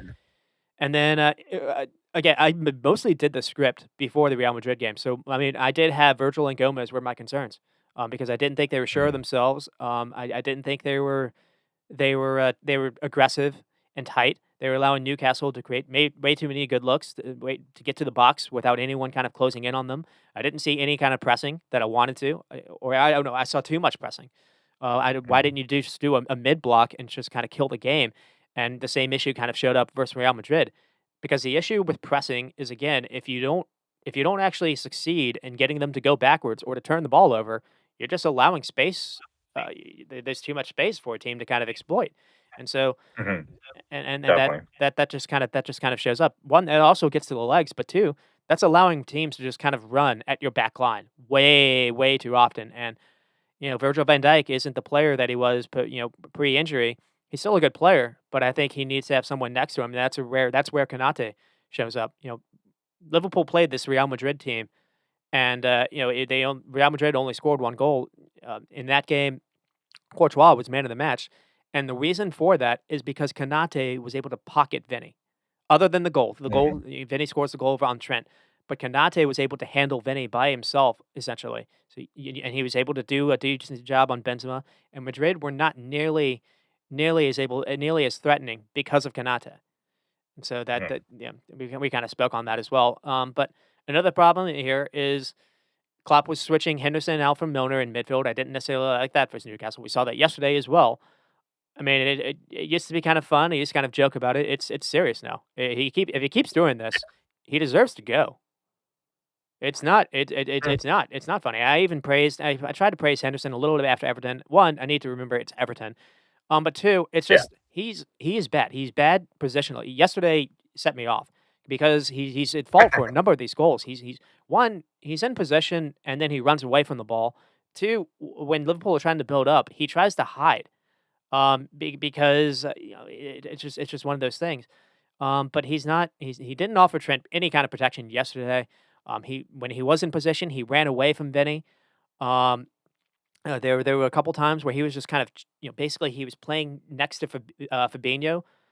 This led to, I think, the second goal, where he's just Luka Modric. They basically points out and he's like, "Hey, look, Alba or Real Madrid were able to just put everyone on the wing because no one Salah didn't want to necessarily track back. I took a picture of it. Trent is marking three people. I don't know what Trent's necessarily supposed to do, and one of them obviously being Vinny. Vinny can beat you 1v1 by himself. So it's a Yeah. problem. It's a problem that you haven't addressed for a number of years. I don't necessarily need to go into that rant again, but another thing too, when Henderson is on the ball, passes in the final third versus Newcastle. I had the stat. Henderson was 2, Trent was 11. So he's not good in possession. He's not good defensively. He's not good positionally. He's your captain, supposedly. It's uh, it's a problem. Obviously there was a reason why they want to go get Bellingham, and obviously Bellingham Yeah. will immediately come in and replace him. But I think by not addressing this sooner, you've allowed the team to age, and you've allowed a couple trophies to I think pass you by because it's an issue. And another thing too is it's one thing to say that Stefan Bacic has been incredible. He's maybe helped change the perspective of the season. He's also 18 years old. Um, Yeah. he's You can't rely on him. he when he was a youngster, he was basically a center back, so he's kind of playing a new position as well. Now he was also playing as like the CDM. He was played yesterday as like kind of an eight, a defensive eight, and he didn't necessarily have his best game versus Real Madrid either. And to be fair to him, he had like I don't know 5 minutes of Champions League experience before that, and he's going against the best midfielder in the game. So Yeah, it, he's gonna make mistakes. He's young. He's a young player. It's gonna it's happen. it's good to have perspective here. Not necessarily to go Absolutely. Yeah. overboard. It's not now. Not every team is Real Madrid in the Premier League. It's worth saying that as well. Yeah. Frankly, Definitely. I do think, other than the top three, I do think everyone else is gettable. I do think Spurs and Newcastle can be caught with a good run of form. And, maybe you get Kanate back if you can keep him healthy. There's a lot of ifs there. So Yeah. it's not all doomsday, but it's not great. And regardless of if they get Champions League or not, summer's going to be massive. Where Yeah. if they don't get the summer right, we don't want to see a Klopp coached Liverpool team in the Champions League again because his contract will Yeah. run out You and might be right. it'll be a number of years before they will be able to get back. So you have to do it. You have to get things right in the summer. And so there's a lot of talk about all spending this money saved for Bellingham. I don't know if he's enough. You need Keita and Ox are probably going to leave. I texted Jeremy. I would take the Bellingham money and go get Manu Kone, Schlabberschlei. One that can play on the right and the left. Manu Kone is a defensive ball winner. He's also good on the ball himself. And then I would probably try to go for Manuel Ugarte, to be honest, who's also a dual winning beast because you need dual winners to play this kind of 4-3-3. And another thing, I don't need to do that rant again, but Klopp needs to understand that he has to play differently with the kind of players that he has. You can't because I think one thing I texted Jeremy is it's one thing to kind of play this clock ball, this heavy metal football, where you try to be direct at all times. You press like mad. You try to basically just drown a team with pressure. But what happens is if you don't if those don't necessarily lead to goals, and in this case, it actually led to 2 goals. If a team can just kind of withstand that 30 minutes, by the second half, that press isn't going to be the same, especially when you're playing with older players or when you're Yeah. playing with guys that necessarily aren't necessarily used to doing this a lot, like Gakpo and Nunes. And so in the second half for Real Madrid, the press wasn't necessarily the same. And once you have a team that's technical and that can keep the ball, you can actually make them chase shadows, and that's really what we saw in the second half. And so Yeah. Well, you need to be able to I don't adjust. You I need to be don't able know. to change how you play. And what's funny, another thing I texted Jeremy That's is true. the one time where Klopp didn't go into this thinking that he had to play this front foot be on you, with three midfields, was versus Man City. When one Henderson didn't play that game or didn't start that game, and he played a 4-4-2 block. He allowed City to kind of come at them to soak in the pressure. Joe Gomez played center back that game, and he was actually people praised him. So Yeah. there are ways to make these players play better, but you have to change your philosophy. You have to change your formation. And so Yeah. because I was No, gonna it's a shame because they had a bit of a well, in the Premier League at least, 2 wins in a row, and, right. they're up 2-0 on Real Madrid. They had a real chance to, like, put together a good run of form. I mean, they still have that chance in the Premier League with the 2 in a row, but, now you have that disappointment of the Real Madrid game possibly creeping into their minds ahead of the weekend, so I don't know, it's a shame because they really did have a nice, like, chance to really put together a real good run of form, and, we talked about last week, they just every time we think they're like starting to gain some form, they're kind of taking a loss or dropping points. So I don't know. We'll see. They still have maybe they can put together a run in the Premier League, but man, they had some things going for them, and like you said, Klopp probably could have changed some things and didn't. And the Real Madrid game is it's a big one that they have to get over really quick. I mean, Nunez and Gakpo weren't necessarily great. In the second half, they weren't really great after they got the 2 goals. But for the first changes that you make, you bring it's Gakpo and Nunez, and you don't do anything to change the midfield that was getting absolutely destroyed. You had Keita on the bench. You had I don't know if Ox can still play in midfield, but you could have done something. You did not have to bring Milner on for one thing. That I didn't understand that. He has to do Henderson for Milner every damn game. And I'm not laughing anymore. I'm not smiling anymore. I think it's fireable if he keeps doing it. It's almost like the subs were pre-planned. And I don't. Mm. I mean, that's an issue as well. I need to see him take this more seriously. I'm just some loser just kind of speaking into a mic. I'm not Klopp. I can't necessarily say that, but it does feel he's the game is passing him and he's not adjusting. That's kind of an issue to me. But to be said, Yeah. they were so close to winning the quad last year. No one can necessarily say he's not a world class manager. I think some of this is his ego kind of getting the best of him. We've mentioned how maybe he's taken over for the transfer business, and the transfers hasn't necessarily been great.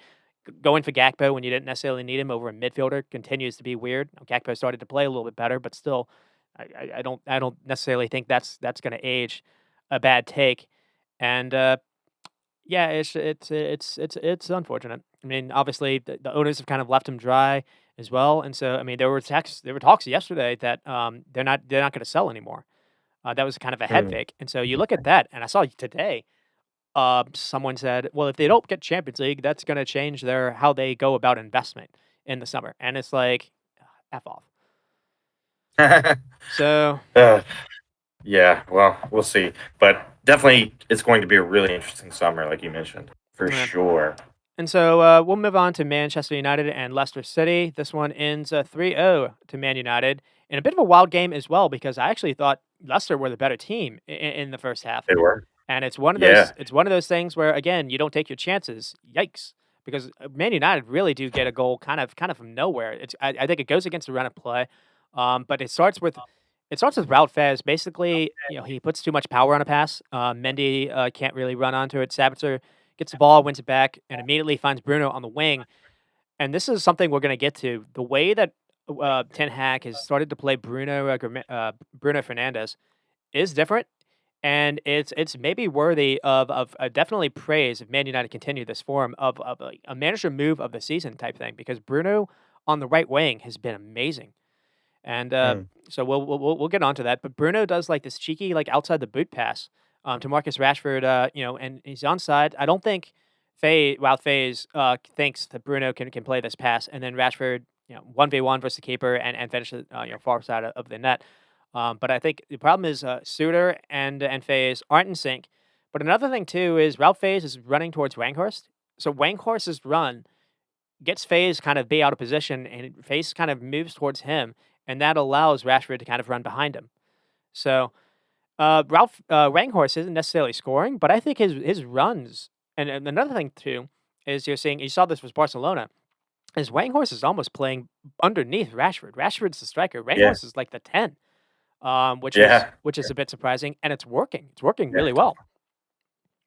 Yeah, yeah, it's a good job by Ten Hag for sure. Because, well, I don't know. It's just Veghorst is so tall too. He's gonna win most of his aerial duels too. So, that part helps. But like you mentioned, like he's not necessarily scoring. I think he scored one goal, but he's making some runs. He's winning 50-50 balls. He's winning aerial balls, and I mean you can't argue with what's happening because Rashford has just been on fire. He's scored a ton of goals.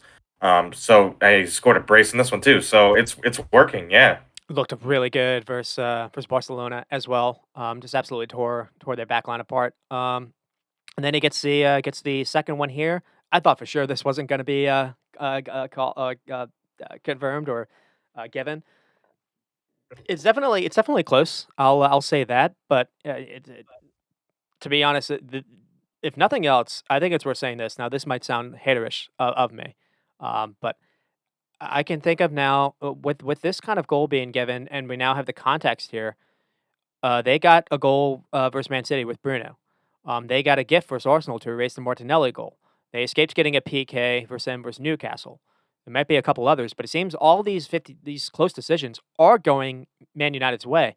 And I don't necessarily want to say there's a conspiracy there, but I do want to say there's something there where they're getting these breaks to go their way, and that's the reason why they're maybe having a special season. So sometimes it takes luck to kind of have a special season, and I think you're definitely seeing that. Yeah, yeah, definitely. You do have to have a decent amount of luck. Sometimes you make your own luck, but yeah, I mean, soccer, refs, weird bounces, things go your way sometimes, and you can't help that. So yeah, you do definitely need a generous slice of luck, I think, to to even like make it in the top four and be in the Champions League. I mean, because the reason why to focus on it is, Leicester was still in this game when it was 1-0. And then, I mean, this one really did kill it, because, they scored the third one immediately following. So, I mean, you don't wanna necessarily take anything away from Rashford. It's a really good run. I think it's a really good find or a through ball, but by Fred.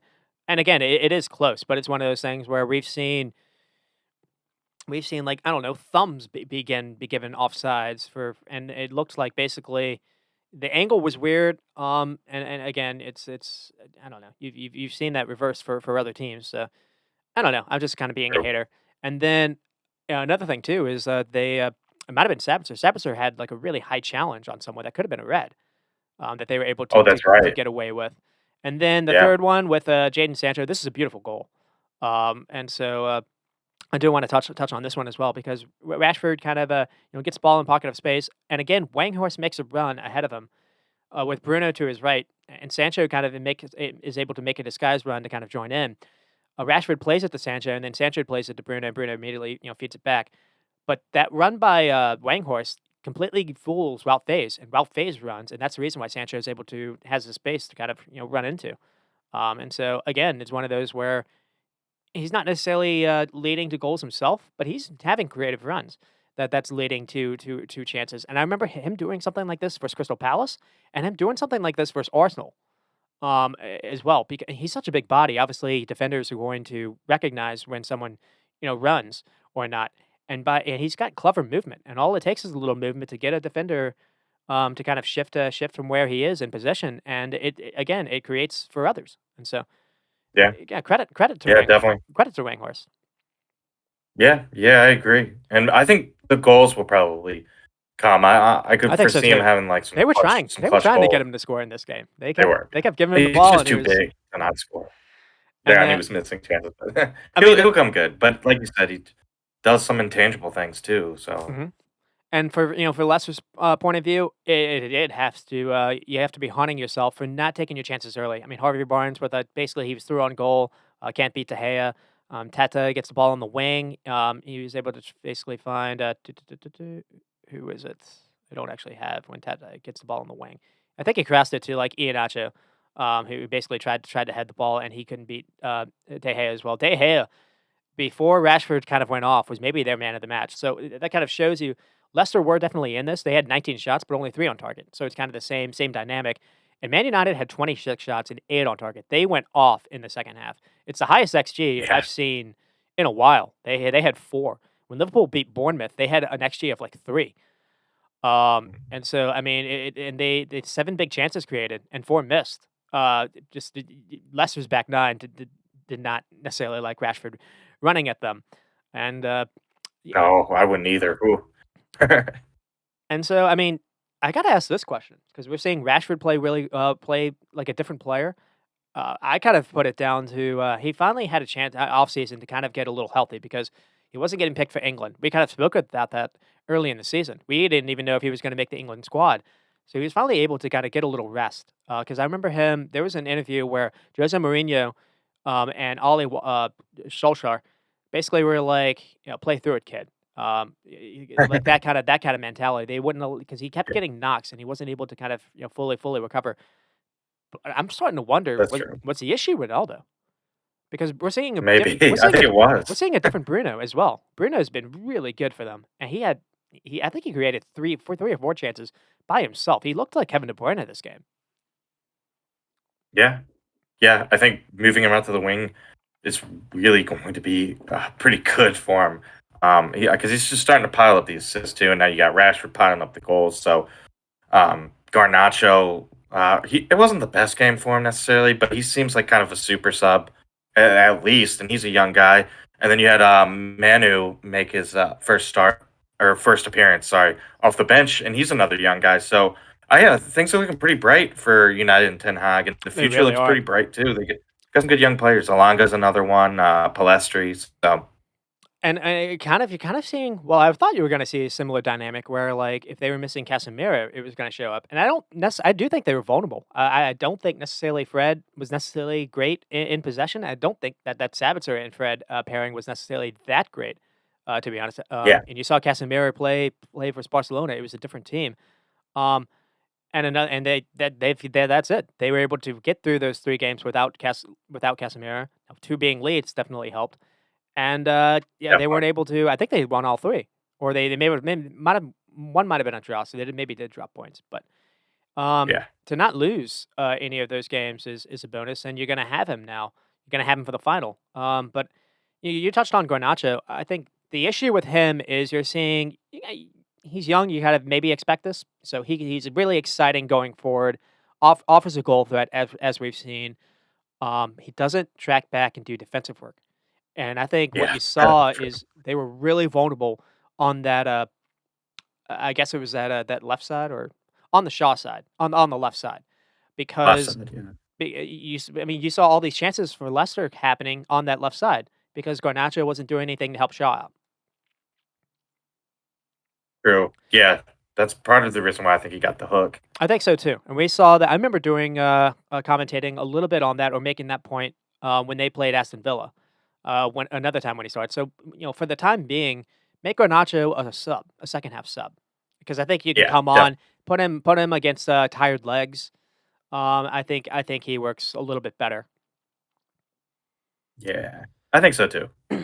He's a bit of a power sub right now, And so I which do is have great. to ask this, Rex. I mean, this might be a little takey, but I know you're worried about Man City, obviously, as an Arsenal fan, but Man United are not that far away in points. Is there a part of you that's worried about them maybe catching you as well? Yeah, potentially. And definitely like next year too. You'd think that it's definitely going to be more of a three-headed race next year with United in there as well. Maybe some other teams too. So yeah, definitely though. And I mean, their form is just really heating up too. So like earlier in the season, they were still like in the top four, but their form was kind of weird. Like they dropped some weird games, but now it seems like they're really starting to figure things out. And we kind of thought without Casemiro, they'd struggle, and they're not at all. So they're going to get him back too. So yeah, I'm starting to get a little worried for sure. I think they're going to continue to pile up the pressure. It's really good that like not that long ago, a couple weeks ago, it's really good that Arsenal beat Man United because if Hmm. they lost, like I mean, it would be even closer. So yeah, I think it's starting to turn. I mean, we've kind of had a three-headed race at times, and it's definitely starting to turn that way again, which is awesome. Awesome for the league. It does definitely put more pressure on City and Arsenal. I don't think it's awesome because I grew up with Man United fans, at least online, always kind of just being involved in this kind of feeling entitled to always win, and I don't want that to return. Yeah, Yeah, like you said, Ten Hag's done a fantastic job because I do think there's a lot of holes in this team still. I mean, David De Gea I think was man of the match before Rashford kind of went off. Rashford turning into Mbappe has definitely helped them as well because he's on fire. definitely. He is on fire for them. But I do wonder if eventually, kind of the same thing. If they lose to Barcelona, maybe not. But I do wonder if maybe the Europa stuff will get to their legs, and that's another thing that Arsenal fans have to think about as well, because it's not going to be easy for them to play. I think it's this Thursday too. They have to play Barcelona Yeah, and then immediately turn around and play Newcastle in a final. And Newcastle with I think it'll be a fully fit Newcastle without Sans Pope. So I think yeah, that'll maybe get to their legs as well, and I don't necessarily know if they have all that depth to necessarily withstand that. So we'll see. that's true. I can be a hater, but it is it is our show, so I can do what I want. And then for Yeah, Leicester, Harvey Barnes has to be kicking himself for not being able to make a couple of those chances. And again, it's one of those things where we praise them a little bit versus for Spurs, but that back line just looked they were really fooled in this game. yeah, and they like you mentioned, they really should have scored while they're on top because if you don't against these better teams, this is potentially what can happen. And Egan actually looked pretty lively. He should have had an assist on the Barnes one, I think. I And think you're he right. missed a couple chances too. So yeah, you're gonna get punished. Definitely if you can't score when you're on top. So and then Foss had that sloppy giveaway to start everything off. And then after that, he I think he stepped and just opened up the space behind him. So Yes. Yeah, the defense definitely has issues. And weirdly though, the offense has been pretty good. And weirdly, they got shut out. And I mean, that's like full credit to United, but it's not even United's like top defense, playing because you have Dallo, Lindelof, Martinez, and Shaw. So Lindelof isn't usually the starter, and they Yep. still were, able to shut out a pretty potent Leicester squad. It's not easy to shut them out. Their defense is bad, so they might not win, but they usually at least score a goal or two. And frankly, it's worth saying this as well because I put this down. When Tielemans came on in the second half, I did not think he looked good, which was unfortunate. He looked like he had no legs to him, Mm, and he hasn't necessarily been playing a ton lately. I think they look better now with Dewsbury Hall in there and maybe Mendy or Ndidi indeed. Yeah. instead. And so I don't know. Rodgers has improved Leicester a little bit, but that was a good wake up call for them as well. And then we'll move on to Tottenham and West Ham. This one ends 2-0. Goals from Emil Royal. I don't want to say Emerson Royal. Emerson, yeah. I always want to say Eddie Royal, and I need to stop doing that. Oh, Eddie Roy. And Yeah, yeah, then yeah. and Football. then uh, and then Son was able to get the second coming off the bench. The surprise lineup, I guess, or the surprise inclusion was Oliver Skip, but that's kind of been forced to do that because of no Betancourt, and I think that is showing. Richarlison starting over Son, I guess, would Yeah, maybe qualify there as well, and then definitely. Ben Davies was played at the right wing back instead of being in the back three. And I've kind of had a go at Davies in a couple of these. And to be fair to him, he sets up the goal. He actually had a really good game. Hmm. And Yeah, then he uh, struggles so sometimes and too. then for So West yeah, when Ham, I saw that and was like, whoa. yeah, and then for West Ham, they basically set up in the same kind of shape. And so you saw that in the game too. Like this game was actually really bad on the eye. But the problem here is, Suchek and Rice, you're missing Paqueta. You're missing someone that's able to kind of find the passes ahead. And so what was happening, he tried playing, David Moyes had they got this lineup entirely wrong. He played Flynn Downs, who really didn't offer anything. And basically he was playing Jared Bowen as almost like their 10. And the reason why is you need someone to make easy passes for Suchek and Rice. You weren't able to. Bowen wasn't able to actually, make runs in behind to kind of play further upfield, and it was really just Antonio. And so many of this game was West Ham sitting in a block, sitting really really deep, and there was just absolutely no outlet to basically push the Spurs back line a little further back a little bit. We saw versus Leicester, you can take a run at this back line pretty easily if you make Yeah, back shoulder runs, especially when you have the wing backs going up. And the reason why, and because they weren't able to do that, the wing backs were able to to go up, and that's how Spurs get their goal by both wing backs doing an assist and a goal. yeah, absolutely. And I don't know, Ben. I felt like this was kind of a game that I think Ben Rama should have probably started. I don't know. I just feel like I don't know. He's just a tricky player. I thought he could have given them just another element to the offense because with this lineup you really are just relying on Bowen and Antonio Really, because Flynn Downs, like you said, like is it he's not necessarily a really offensive player either. So Moyes could have played like a more attacking, like at least attacking three because Antonio and Bowen you just can't rely on them. They're not like they were last year. So yeah, that was definitely weird. But I guess the good news would be Aguerd didn't get too hurt last week. We thought, he left hmm the game, I think, injured. that's fair. So he's not hurt, which is huge because he's been good for the defense. So I don't know, kind of a weird lineup. No Paqueta either. It kind of seemed like West Ham was, starting to put together a little bit of some form. They're starting to get points together. So I don't know. They're obviously they're in trouble. They're in the danger zone. But it was really kind of an unkind weekend because some teams that they're in competition with ended up winning. Everton won, Bournemouth won, Southampton won. Yeah, So it was kind of like they took a step back, and that was after two draws and a win. So they hadn't lost in three matches. So it was kind of a pivotal weekend with some of those other teams around them winning. They really could have used getting a point, but I don't know, Ben. I'm starting to get worried. I kind of I'm a bit of a West Ham fan to just be because honest, they've been around for so long. I'm worried they're in the relegation zone as of right now by a point. I am as well. When we did that like little preview or not preview, kind of recap episode a couple of weeks ago, one of the things I said was West Ham maybe are going to be okay because they don't concede goals. And you see, maybe the Yeah, reason why that's true. they don't concede goals because they sit in the block all game and they have really no way to get out. Um, and I don't think one thing I remember trying to think about to start the season was it's not going to matter if you don't necessarily lose games. How are you going to win games? Because Yeah, the 3 points matter so much more than necessarily getting a bunch of these draws. And this six absolutely. shots, one on target. I don't really remember the one on target. They really didn't Mhm. offer. They were just sitting. They were just sitting in a block, and the problem was they had no way to keep the ball. And it's not like Spurs were necessarily pressing them, but even the few times when they were worried about kind of keep knock it around a little bit. They weren't able to necessarily. There was no running behind. There was no way to advance the ball that way. When Antonio and Bowen would get the ball, maybe they'd go backwards. Maybe Declan Rice would try to find something forward, but no, eventually they would go backwards. And Mhm. anytime, I swear, anytime the ball went to Fabianski, he booted it out of bounds or he booted it upfield, giving the ball away. And so Yeah, I'm starting to think Fabianski is maybe an issue for them as well because you need a keeper that can somewhat keep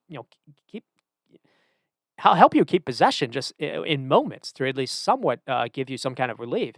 Because the yeah, more you give them the ball away, the more you're forcing that defense yeah, you're allowing pressure on your defense. It doesn't seem like they really have a way to play without the ball, other than just kind of maybe they just play from a uh, get the ball from a corner kick and kind of go from there. But I do think yeah. that was what I saw from this was troubling to say the least.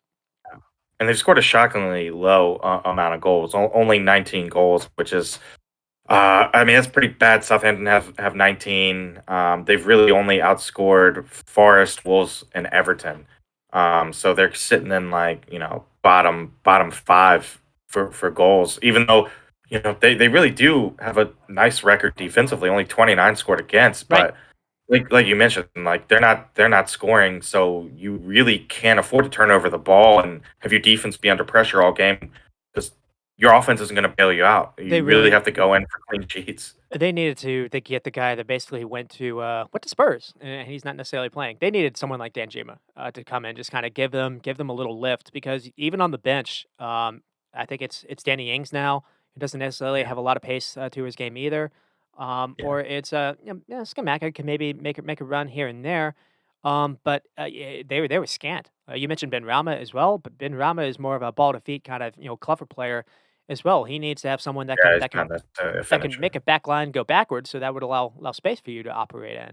And and for Spurs, I think one thing for them to maybe be optimistic about, I do think not having Betancourt is massive because they don't really have a way to kind of progress with the ball themselves, other than Yeah, Kane or Kulishevsky being an outlet. Um, you are starting to see Son heat up. So, maybe, Richarlison hasn't necessarily netted for them yet, but the more Son starts to heat up, this Spurs team does start to look a little different, at least offensively. yeah, yeah. And I don't know if he's going to be like this power sub guys scoring goals off the bench, or maybe this performance off the bench will catapult him into the starting lineup. But he has weirdly done better this year as a substitute. I think he'll start after this game because he played so well. But it's weird. Like I know he doesn't want to be a super sub; he wants to be a starter. But Yeah, at least you kind of got that in your back pocket. If you do want to rest him, you can bring him on, and he's a guy that can score goals off the bench, which is that's kind of a commodity. It's hard to score when you haven't been in the game and, the manager throws you on and says, hey, you haven't played, but go on and score a goal in 20 minutes and get into the game that, people are already been lathered up and, they're people that are playing are already ready. They've been playing. You got to kind of go in cold. It's kind of hard, but he's doing a pretty good job at it. But I do think he'll be the starter. I think he's just too good. I think he just kind of needed like the mental, like, hey, you need to get it together. You're not going to start this game because you're not playing too well, and I think that's kind of the kick in the teeth he needed to kind of get this could be this that. season going potentially. We'll see. We'll see what happens, but it was Mhm. a good cameo appearance for sure. I think he's forced himself into the starting lineup again. Well, the last two times, maybe this is actually something for Conte or the guy that's coaching them now that Conte is missing to think about because I think they said there's only one time this season where Son hasn't started. Do you remember that game? Arsenal It was versus was Leicester it? when Son Or got a was hat Leicester? trick. And so the 2 games he hasn't started, he's come on and gotten a goal, for them. So, yeah, it's kinda funny. 4 goals off the bench, wow. I think that's most in the league too for substitute, which is Oh, funny because I didn't think about that. he's only been a sub a couple times, Like 2 but yeah. games. Yeah. Well, there you go. Yeah, that's something for them to think about. And so we'll try to move on a little bit. Well, I called this the smash and grab part of the podcast, like the smash and grab games. We'll start off with Chelsea and Southampton because anyone that saw this, it doesn't really make sense that Southampton won this game, and the reason why they did is I called him Jorginho WordPress. Um, so, I mean, the kind of running joke has all along been, how is Southampton going to score? Is it going to be, are you going to be able to survive off, James Ward-Prowse, wonder goals? And maybe so, because they Yeah, do maybe get a fantastic free kick goal to go their way, and that's the only goal that they scored. They didn't really offer a ton of threat, to be honest, but at the same time, they did play well. They actually outplayed Chelsea for that most of that first half. And what's interesting is, it doesn't seem like they're going to get Jesse Marsh. I think talks broke down. But Oh, whatever they did with this caretaker, he showed up all dappered up. He had his suit on, and they played in a 4-4-2 shape. They played pretty good defensively, and they played really really hard for this guy. So maybe we'll see a different Southampton. yeah, maybe, you got a lot Sulemana, you were raving about him, Bella Kotchap was back too, and, Maitland-Niles actually had a really good game, I Maitland Niles thought, did have a good game, and he in the played right back as a spot. fullback, Yeah, not as a center back. That's all Nathan. and he played a little bit That's all. there for Arsenal, but That's that's all his you best had to spot, I think. that's all you had to do, Nathan Jones, just not play him at center back, not play a back Yeah, 5 versus a team that you're up a man. And it then was a tough game too, a lot of yellow cards. for Chelsea, no Reece James, I think he was rested. They played, Azpilicueta instead, who actually had to go off, which was a kind of a scary moment. Oh, yeah, yeah, we get, cleated in the head, right? Or hit in the head really Yeah, it was kicked in the head. I don't know if it was cleated, kicked in the head, but cleated. it wasn't good. Yeah, and then Kovacic made a return. Played with Enzo. I don't necessarily think that necessarily worked. And then Mount got a start over Mudryk. And then the weird thing was David Fofana also started as well. So Havertz was benched. And the interesting Mhm. thing was is the first thing that Potter did was he took off Fofana after the first half to bring on Mount or to bring on I guess it was it's a bit of an echo to bring on Mudryk, and then he moved Mount to basically be their striker. Weird. And it's weird too because you had last week, you had, the Felix and Havertz partnership seemed to be, working pretty well. And, I thought he would have gone with that again to try to continue to, build that and use that to, score some goals. But, yeah, you went with Fofana, which is kind of different, kind of weird. I thought Havertz and Felix were pretty good together. I would have continued to roll with that. But and then, yeah, you mentioned like Azpilicueta has to be stretchered off. I don't know. It's this team's just weird, and I don't know. I feel like Chelsea fans, for the most part, are possibly kind of regretting Oh, they're getting Potter sour. in a way, They're or sour. or at least, They're yeah, sour and they want Potter right Tuchel now. back. Yeah, they do They want should not Tuchel have back. gotten rid of Tuchel, is what they think. Um, I mean, I don't know. It's a weird situation, and some of these players are playing bad, but they're brand new to the team. It's gonna potentially take a while. And we said when they got some of these guys that they really do have to hit the ground running if Chelsea want to get back into that Champions League race. I mean, I just think the way that the entire team has been structured from I guess going back to when Tuchel kind of set them up is it's set up to you have to have Reece James. Anytime they're missing him or when he doesn't play, they're missing him.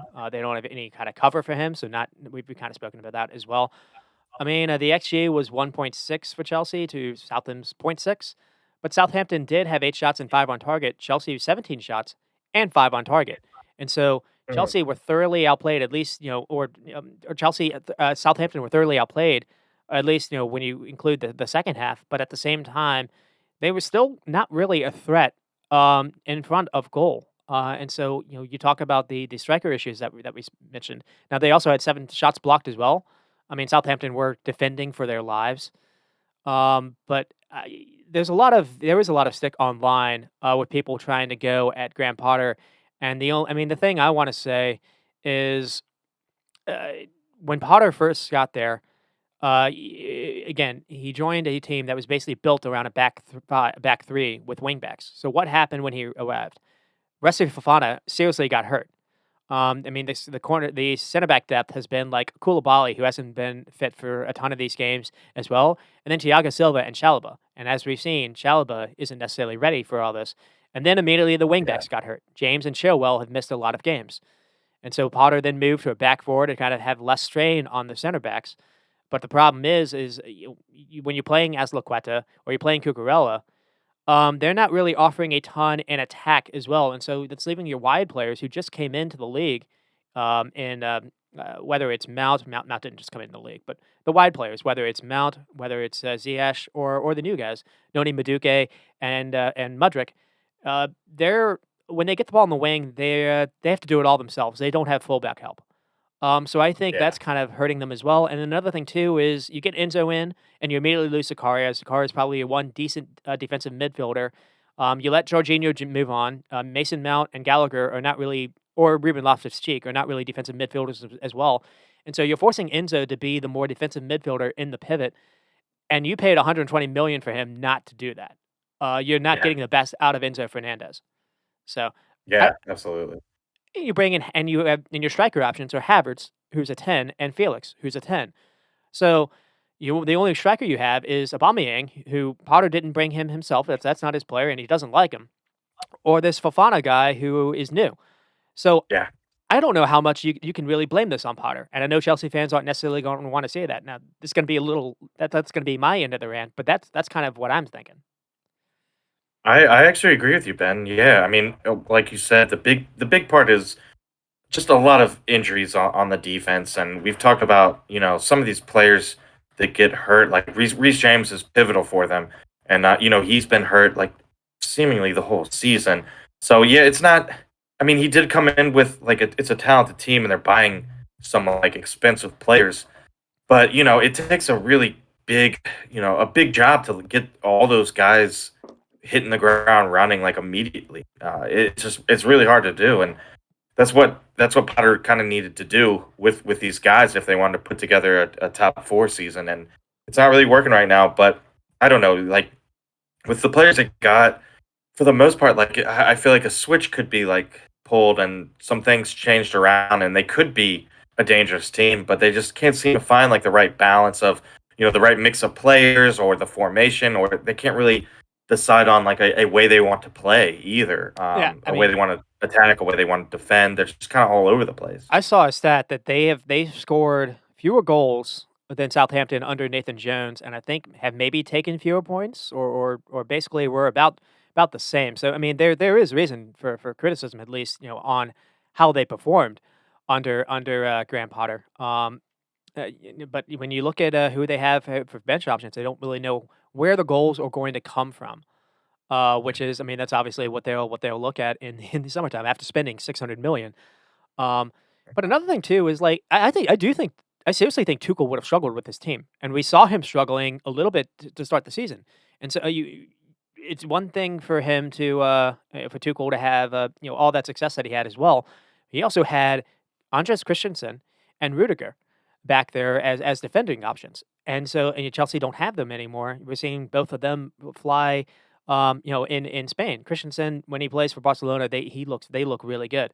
And Rudiger as well. Rudiger is also really, really good on the ball. He was almost an outlet Yeah, by himself. They're missing that significantly. They they could thought use him Koulibaly for was going to sure. be that, and he hasn't been. So, Yeah, absolutely.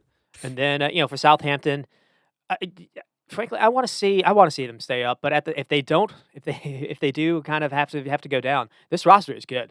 So this will be one Mhm. of those pick'ems, or this will be what do you say, like Easter egg hunts when it comes to Oh yeah, picking players, cheap not just cheap Suleimani. players. Roman Lavia looks incredible anytime he plays. Siko Mara looks good when he plays. He doesn't necessarily start a ton.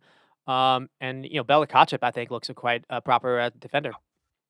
Yeah, and Ward Prowse too would definitely be high on a lot of Premier League teams just for his ability to score from free kicks and deliver pinpoint balls. So yeah, a lot of good players, and Do you they do know? have a lot of young players too. Do you know only Messi has scored more free kick goals? And since Really? like the 2016 season, like Messi has like Dang, 26, which is insane. But Ward-Prowse is like 18. And then dang. everyone else is Yeah. like 9. And then the 18, or I think it's 17. He's only one away from tying David Beckham. Right. Yeah, I did hear that, For all time. So which is crazy. He'll good, definitely beat that, you would good, think, good, and good big on goals good on too. him. Yeah, and they need them. Absolutely. Yeah. These are important goals. Yeah, because that goal got him 3 points And right then there. So And then we'll move on to Brighton and Fulham. This is another game when you go, WTF, how did Brighton lose this game? And they do. Ferguson was able to actually start, so he was able to return. That was good. I thought he looked good as well for having that injury. But at the same time, he wasn't able to necessarily make a couple of these chances count. It seemed like Fulham were very, very important or very intent on stopping Matoma, but they didn't necessarily stop Marsh or Estupian. They also had so many issues. Fun. Going down the touchline, and the issue was not necessarily being able to have the best decision making. Too often they weren't able to get the square pass on.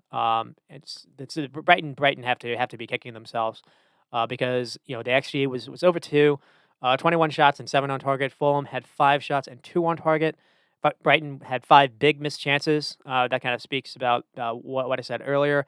And Fulham were able to get this goal from Solomon, the guy that came off the bench. No Mitrovic this game. Any kind of points won without Mitrovic, I think, is a bonus. And yeah, this is 2 goals in 2 games for Solomon. yeah, yeah, definitely, and it's nice to be able to have a goal scoring option off the bench, someone that you don't have to rely on Mitrovic for the whole game. Mhm. And I think I really am enjoying watching Polina too in the heart of like that engine room for Fulham. He's been really good. Um, he's someone that we have been talking about before Fulham got him, but I think he's a little bit kind of a under the radar player for the casual I fan. mean, I But am we knew how good he was, and he's proving it. I am fully sold on the Portuguese league when it comes to defensive-minded midfielders, because Polina is coming good. We'll see. I don't think Enzo is going to be a bust, though he might not have been 120 million worth. Yeah, We think Enzo will be good as well, who is at Benfica, and Sporting have a guy named Manuel Ugarte, who is absolutely dominating. He's a dual-winning beast. I think he'll be the next name that people try to go after. So I think you're mhm. right to touch on Paulina because he's come into the And league. Nunes too He's the has been best. good from. You're right. Yeah, Mateus Nunes as well.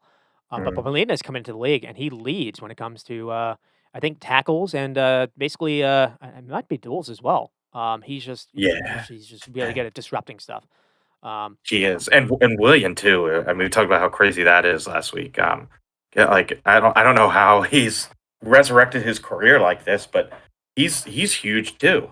he is, and one thing that's kind of cool about this Solomon goal is our own Tim Ream. He plays a role in it. He gets the ball after I think Facundo and Undav kind of run into each other a little bit, miscommunication. Mhm. And yeah, Tim Ream's first thought is to immediately play a ball really quickly to Vinicius, and Vinicius does well to collect it, and then because uh, whoever it is, it might be Lamptey. Lamptey tries to run to Vinicius, and that leaves Solomon completely open. And Vinicius does a really good job to defeat him, and that's the reason why he's free 1v1. And then he does a good job to finish. And so Yeah. it's just one of those things Mm. where you really do have to take your chances when you get them. That's been the theme this week, and I guess it's the theme every week because this Yeah. felt like I don't know, Potter's Brighton, where they dominated a team so much they've got like 600 passes. They look like Man City on the stats, and they just weren't able to put a couple of those away. Yeah, I think this is definitely a game Zerbi wants back because they did have a bunch of shots and only 7 on target, but they should have come away with at least a point. So yeah, I think that's one where Zerbi and Brighton will be kind of kicking themselves because they had that game. I feel like. I do too. And we'll move on to Everton and Leeds. I don't know if this is necessarily a smash and grab because Leeds offered absolutely nothing themselves, but the goal that Everton scored came out of nothing. I don't know if you actually have you seen the highlight of this, Rex? Yeah, yeah, it was crazy. I was not expecting Everton to win either. But I mean, it comes from Seamus Coleman. That's so of it all starts off people, it starts off with someone you wouldn't have expected there. I mean, yeah, 'cause he's making a run down the wing. I think it's a really good find by Iwobi. It's one of the few times when Everton were able to actually get behind Leeds' back line because Everton didn't necessarily offer a ton of threat themselves. And it's another game without Calvert-Lewin. We'll maybe get into. But what Coleman's first thought is to maybe try to. There's a little space that Melier is maybe leaving. Um, I don't really know on Melier is positioned where he is because it's not like he needs to run out to stop someone running in for a cross because there's no one. There's absolutely no one in the area. So Seamus Coleman just tries to take a 1 in 70 shot from the corner, and he gets the right power and spin and just nails it into the side netting from a very very tight angle. oh, yeah, I was surprised he snuck that thing in there. But like And you mentioned, Messier kind of like gave it to him a little he bit really did. earlier. So I understand maybe trying to cheat a little if you got if like Calvert Lewin's in the box and you need to try to stop that cross from coming in. There was no one. There was no one in the area. And that was I think that's the problem there. Like Everton able to win this game, that's good. They were able to get 6 shots on target, but Malpai started this game. He didn't necessarily look great. Ellis came in the second half. He didn't pose too much of a threat as well. yeah, And without Kevin Lewin, again, you wonder where are they going to get their goals? Other than like Tarkowski does look threatening on any kind of set piece. They almost scored on a corner kick as well this game, but it's not pretty. yeah, but I think they're okay with that if they can avoid getting relegated. Oh, The soccer 100%. isn't pretty. Yeah. At least, yeah, they're getting points and wins, and they got 6 points out of their last five. So it's enough to move them out of the relegation. And I But think they're only a point out, so they're very much in that relegation fight. they're the only. I mean, they made a lot of people, myself kind of included, think Liverpool was back and no, Everton's just bad. But we don't necessarily have to do that. And then on Leeds' perspective, it hasn't been great since firing Marsh. Maybe you shouldn't have done that. Yeah, Not to 2 shots because for all of Marsh's faults, Leeds weren't necessarily doing great in the table. The results weren't necessarily great as well. But they weren't doing 8 shots and 0 on target. They weren't blanking. They weren't doing .5 xG. They were actually scoring a lot of goals. And this is yeah, a problem yeah. because That's Patrick true. Bamford started in this game. Basically, I don't really see a player that they were maybe missing Sinisterra, but for the most part, Leeds were relatively full strength, and they offered nothing this game. Yeah, and it's surprising because Nanta has been really good. Since Somerville has had moments where he's been really good Agreed. too. Hmm. Yeah, so it was a bit weird, but I mean, with Nanto, I just wonder if there's going to be like you might need to rest him for a game because he really has put the offense on his back at times. So I wonder if he's just going to get leggy or maybe is a little leggy.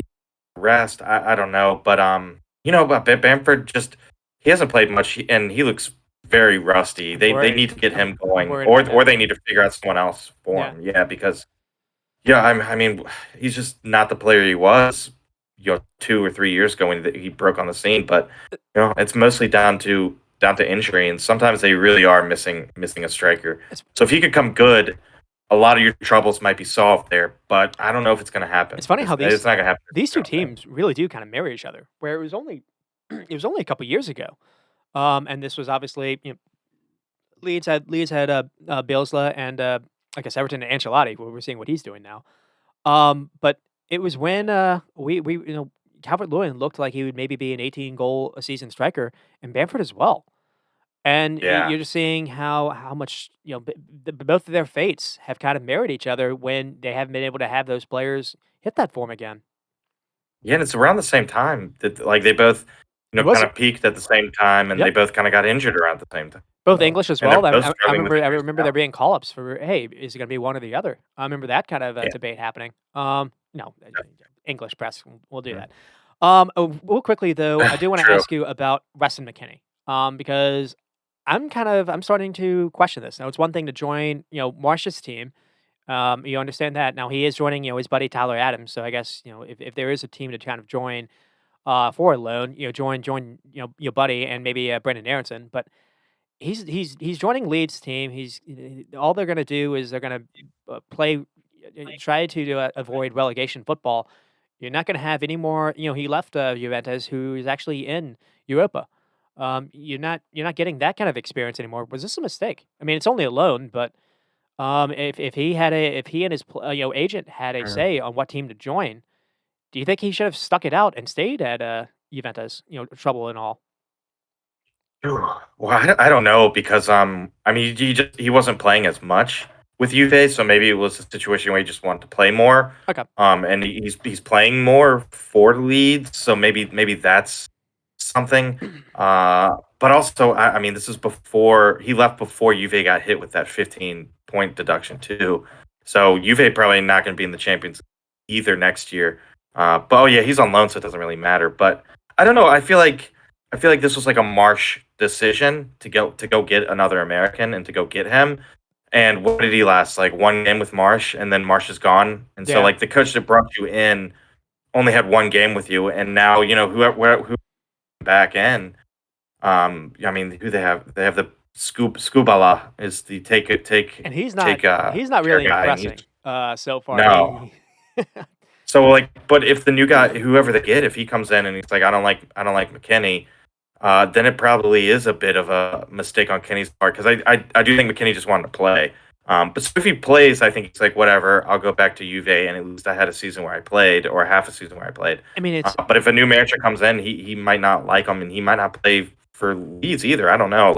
A lot's up in the air until they get a manager, I mean, I don't like him. permanent guy. I don't like him in a pivot. I've kind of said that before, especially Hmm. because when he tries to go forward in the attack, he's leaving kind of Tyler Adams to be by himself, which eliminates the point of doing a pivot. He's a number 8 in a 3-man midfield, and or he can play maybe play as like a wide player, in midfield as well. And I don't understand how there's no way Liverpool weren't like, hey, we'll take you on loan. Mm. I can't imagine that didn't happen. And if not, then I don't need to do that rant again. Well, But if I it mean, did happen, he maybe would have fit. playing. He would have fit at Liverpool. He'd be playing. What Maybe he just thought he would play more at Leeds. I don't know. But Yeah, yeah, who I knows? can't say. And we'll Yeah. we'll include Brentford and Crystal Palace in this little smash and grab because Yeah. Brentford were able to get one at the very end. And what's kind of funny about this, so goals from Eze, who was also a sub, and then Yanelt, who was subbed on later. And the funny thing about this is, I remember this game, or the first time that these two teams met. Um, Crystal Palace was winning 1-0, and then Thomas Frank subbed on Weissa at like the 75th minute mark or whatever. And then Weissa was able to basically kind of get a goal, and the game ended 1-1, even though Brentford were mostly outplayed. And the same thing happened here. About the Yep. 75th minute mark, Janelt came on, and basically in like the 90th minute, and Bremer has a really good ball that's floated in. And what's funny is it's really bad defending by Palace because if Janelt doesn't score this, I think Tony's right there, right behind him. There's no one in the area to defend either of those two players, and it's a fantastic header by Janelt. But yeah, this was kind of dire. I mean, the XG was 0.89. Crystal Palace having one.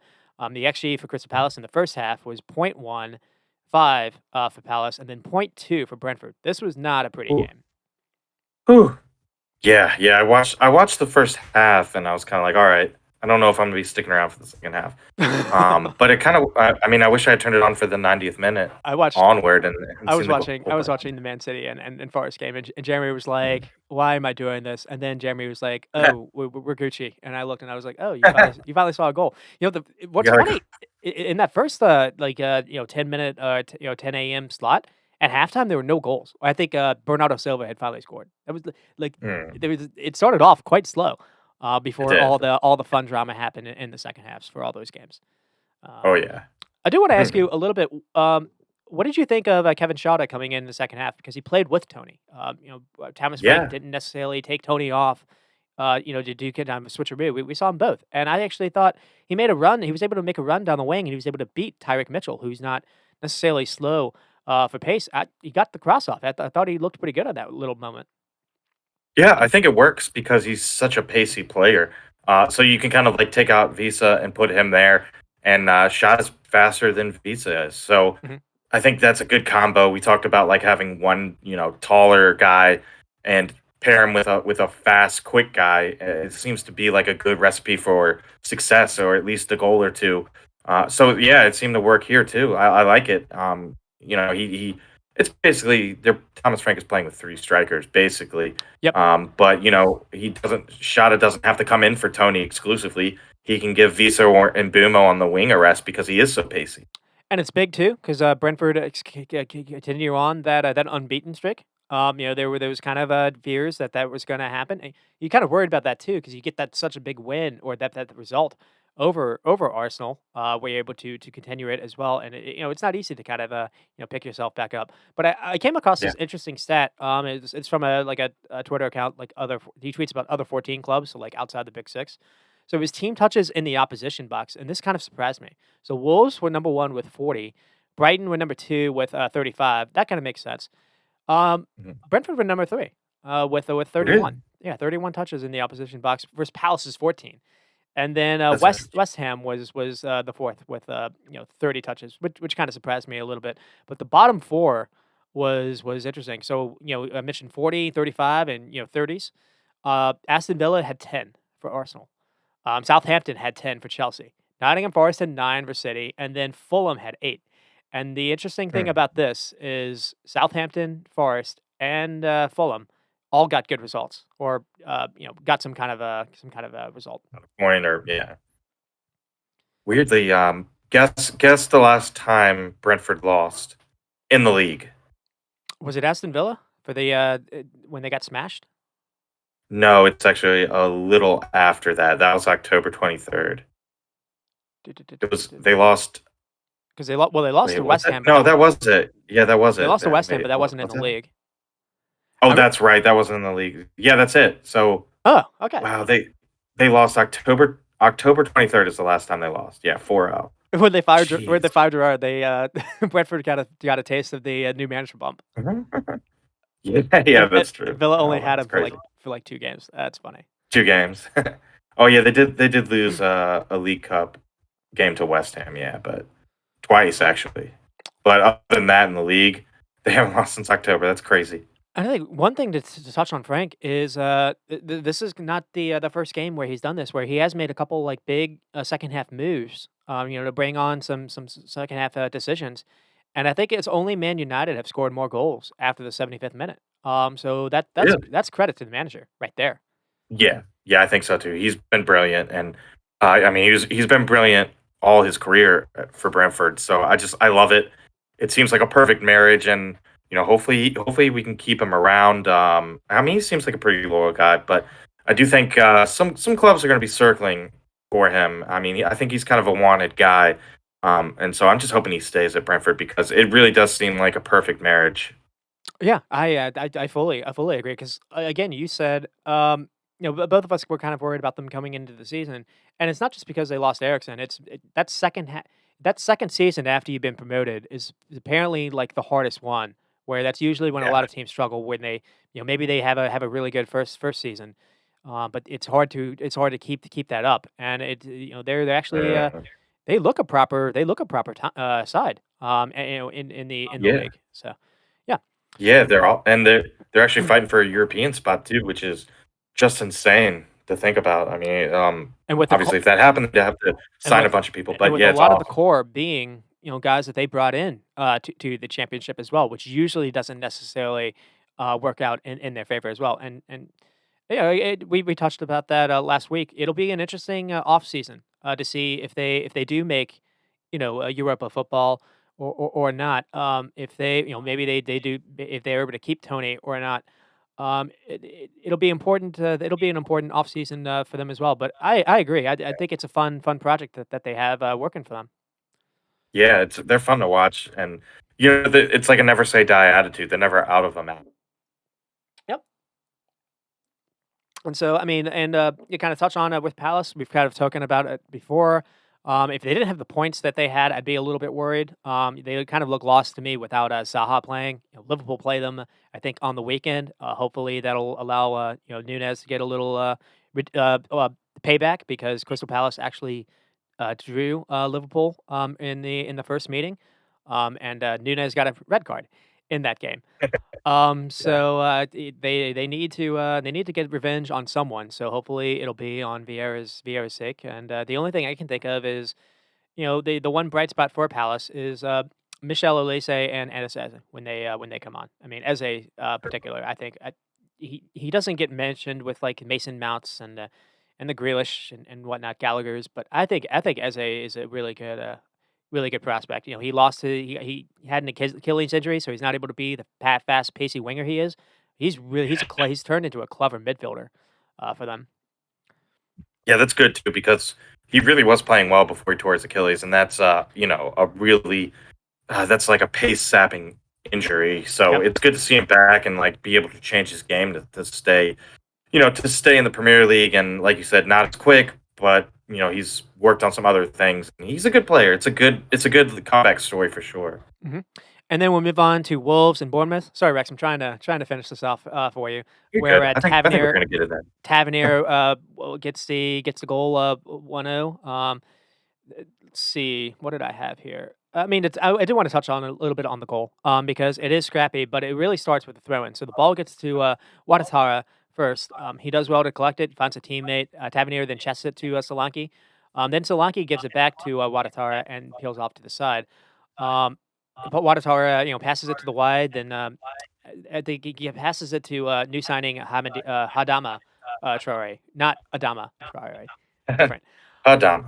Hadama. And then no, Hidama feeds it to Solanke, making a run, who then crosses it into Tavernier. Tavernier kind of gets lucky. I think he goes off his hip. But the main reason I want to touch on this is the three Wolves defenders are so focused on Solanke, they kind of miss Tavernier making the late run. And so I want to get into this. Eh, some of these teams are struggling where they aren't necessarily playing with a striker. You can actually say this for Wolves too, because I don't necessarily know if Mateus Cunha is a striker. And where Bournemouth, went with the big man, and he doesn't necessarily get the goal himself, but he helps set it up because he draws defenders to him when he gets into the box. And I think someone like Chelsea is struggling with this. And so True. Wolves maybe as well. So sometimes some people don't necessarily like playing with a striker. Maybe they like having like someone to drop into midfield, be a little more creative. But Wolves 15 shots, four on target, six were blocked. To be fair to them, Bournemouth were defending for their lives.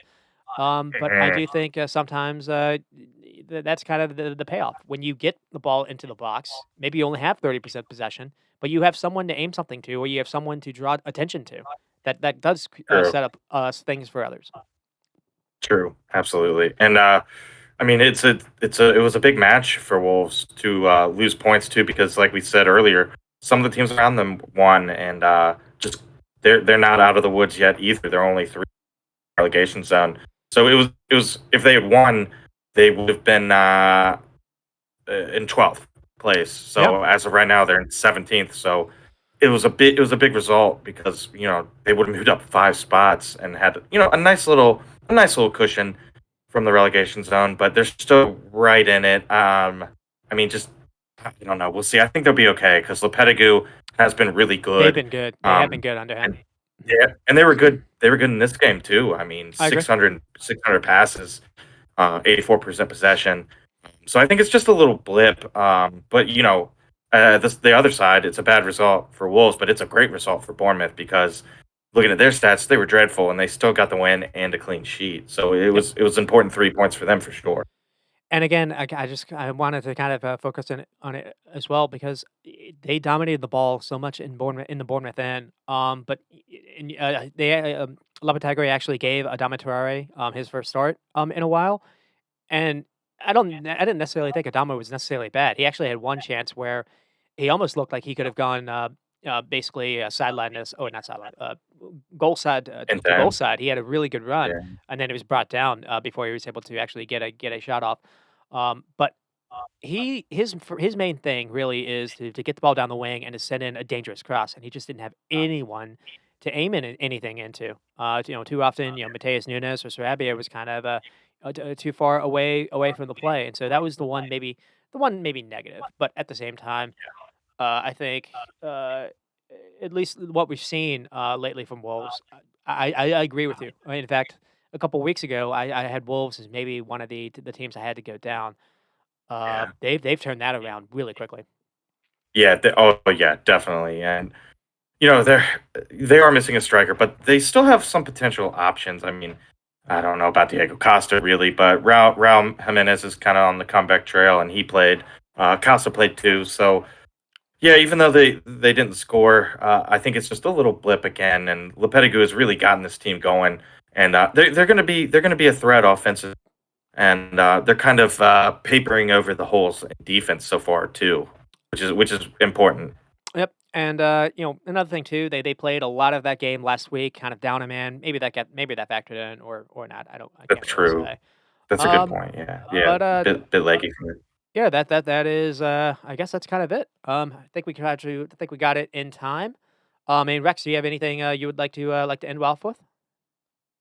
Oh man, no, just yeah. Every week is crazy, so it's literally you can't take your eyes off of it every weekend, and it's continuing that way because things at the top. We got a three-horse race. We got Champions League spots is a tight battle, and the relegation battle is incredible. I mean, you got a bunch of teams that could potentially be sucked down into that zone. And I mean, it looks like we got what I think six teams that could be relegated right now Pretty in much. that Yeah. zone. So it's kind of a crapshoot right now. So I mean, we got all the storylines we need. We got Chelsea's not doing well; they're floundering in 10th. We got like Brentford is climbing the table, so we got some weird storylines that we're not used to, and everything's just really tight. Every game matters. So I don't know. It's just been a great season. I'm hoping for another good weekend, and I mean we got Champions League, we got Europa League this week too. So it's just another week where we have soccer literally every day. You We have can watch a match. we have Barca and United this I guess Thursday after the Champions League Thursday, match. yeah, Yeah. yeah, which is And that weird first because game usually we don't have those marquee that first matches. game was fantastic. I mean, Yeah. Oh yeah. it's not every day. Now, I guess like the pedigree of those two clubs kind of factors in. But it's not every time where you have Arsenal and Man City, or you have Liverpool playing on the weekend, or you have a Champions League match, and the best match of that week was the Europa match.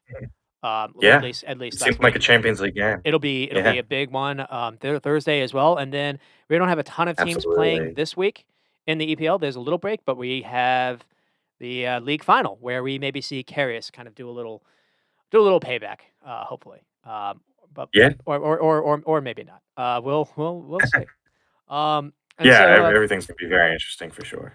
we still have a lot to talk about. And so we'll be back next week, maybe Tuesday or Wednesday. We don't necessarily know. And I guess we'll kind of close off with that. So with that said, for us two at the reserve squad, you stay squatty Hey, Squatty, thanks for listening, people. and stop recording.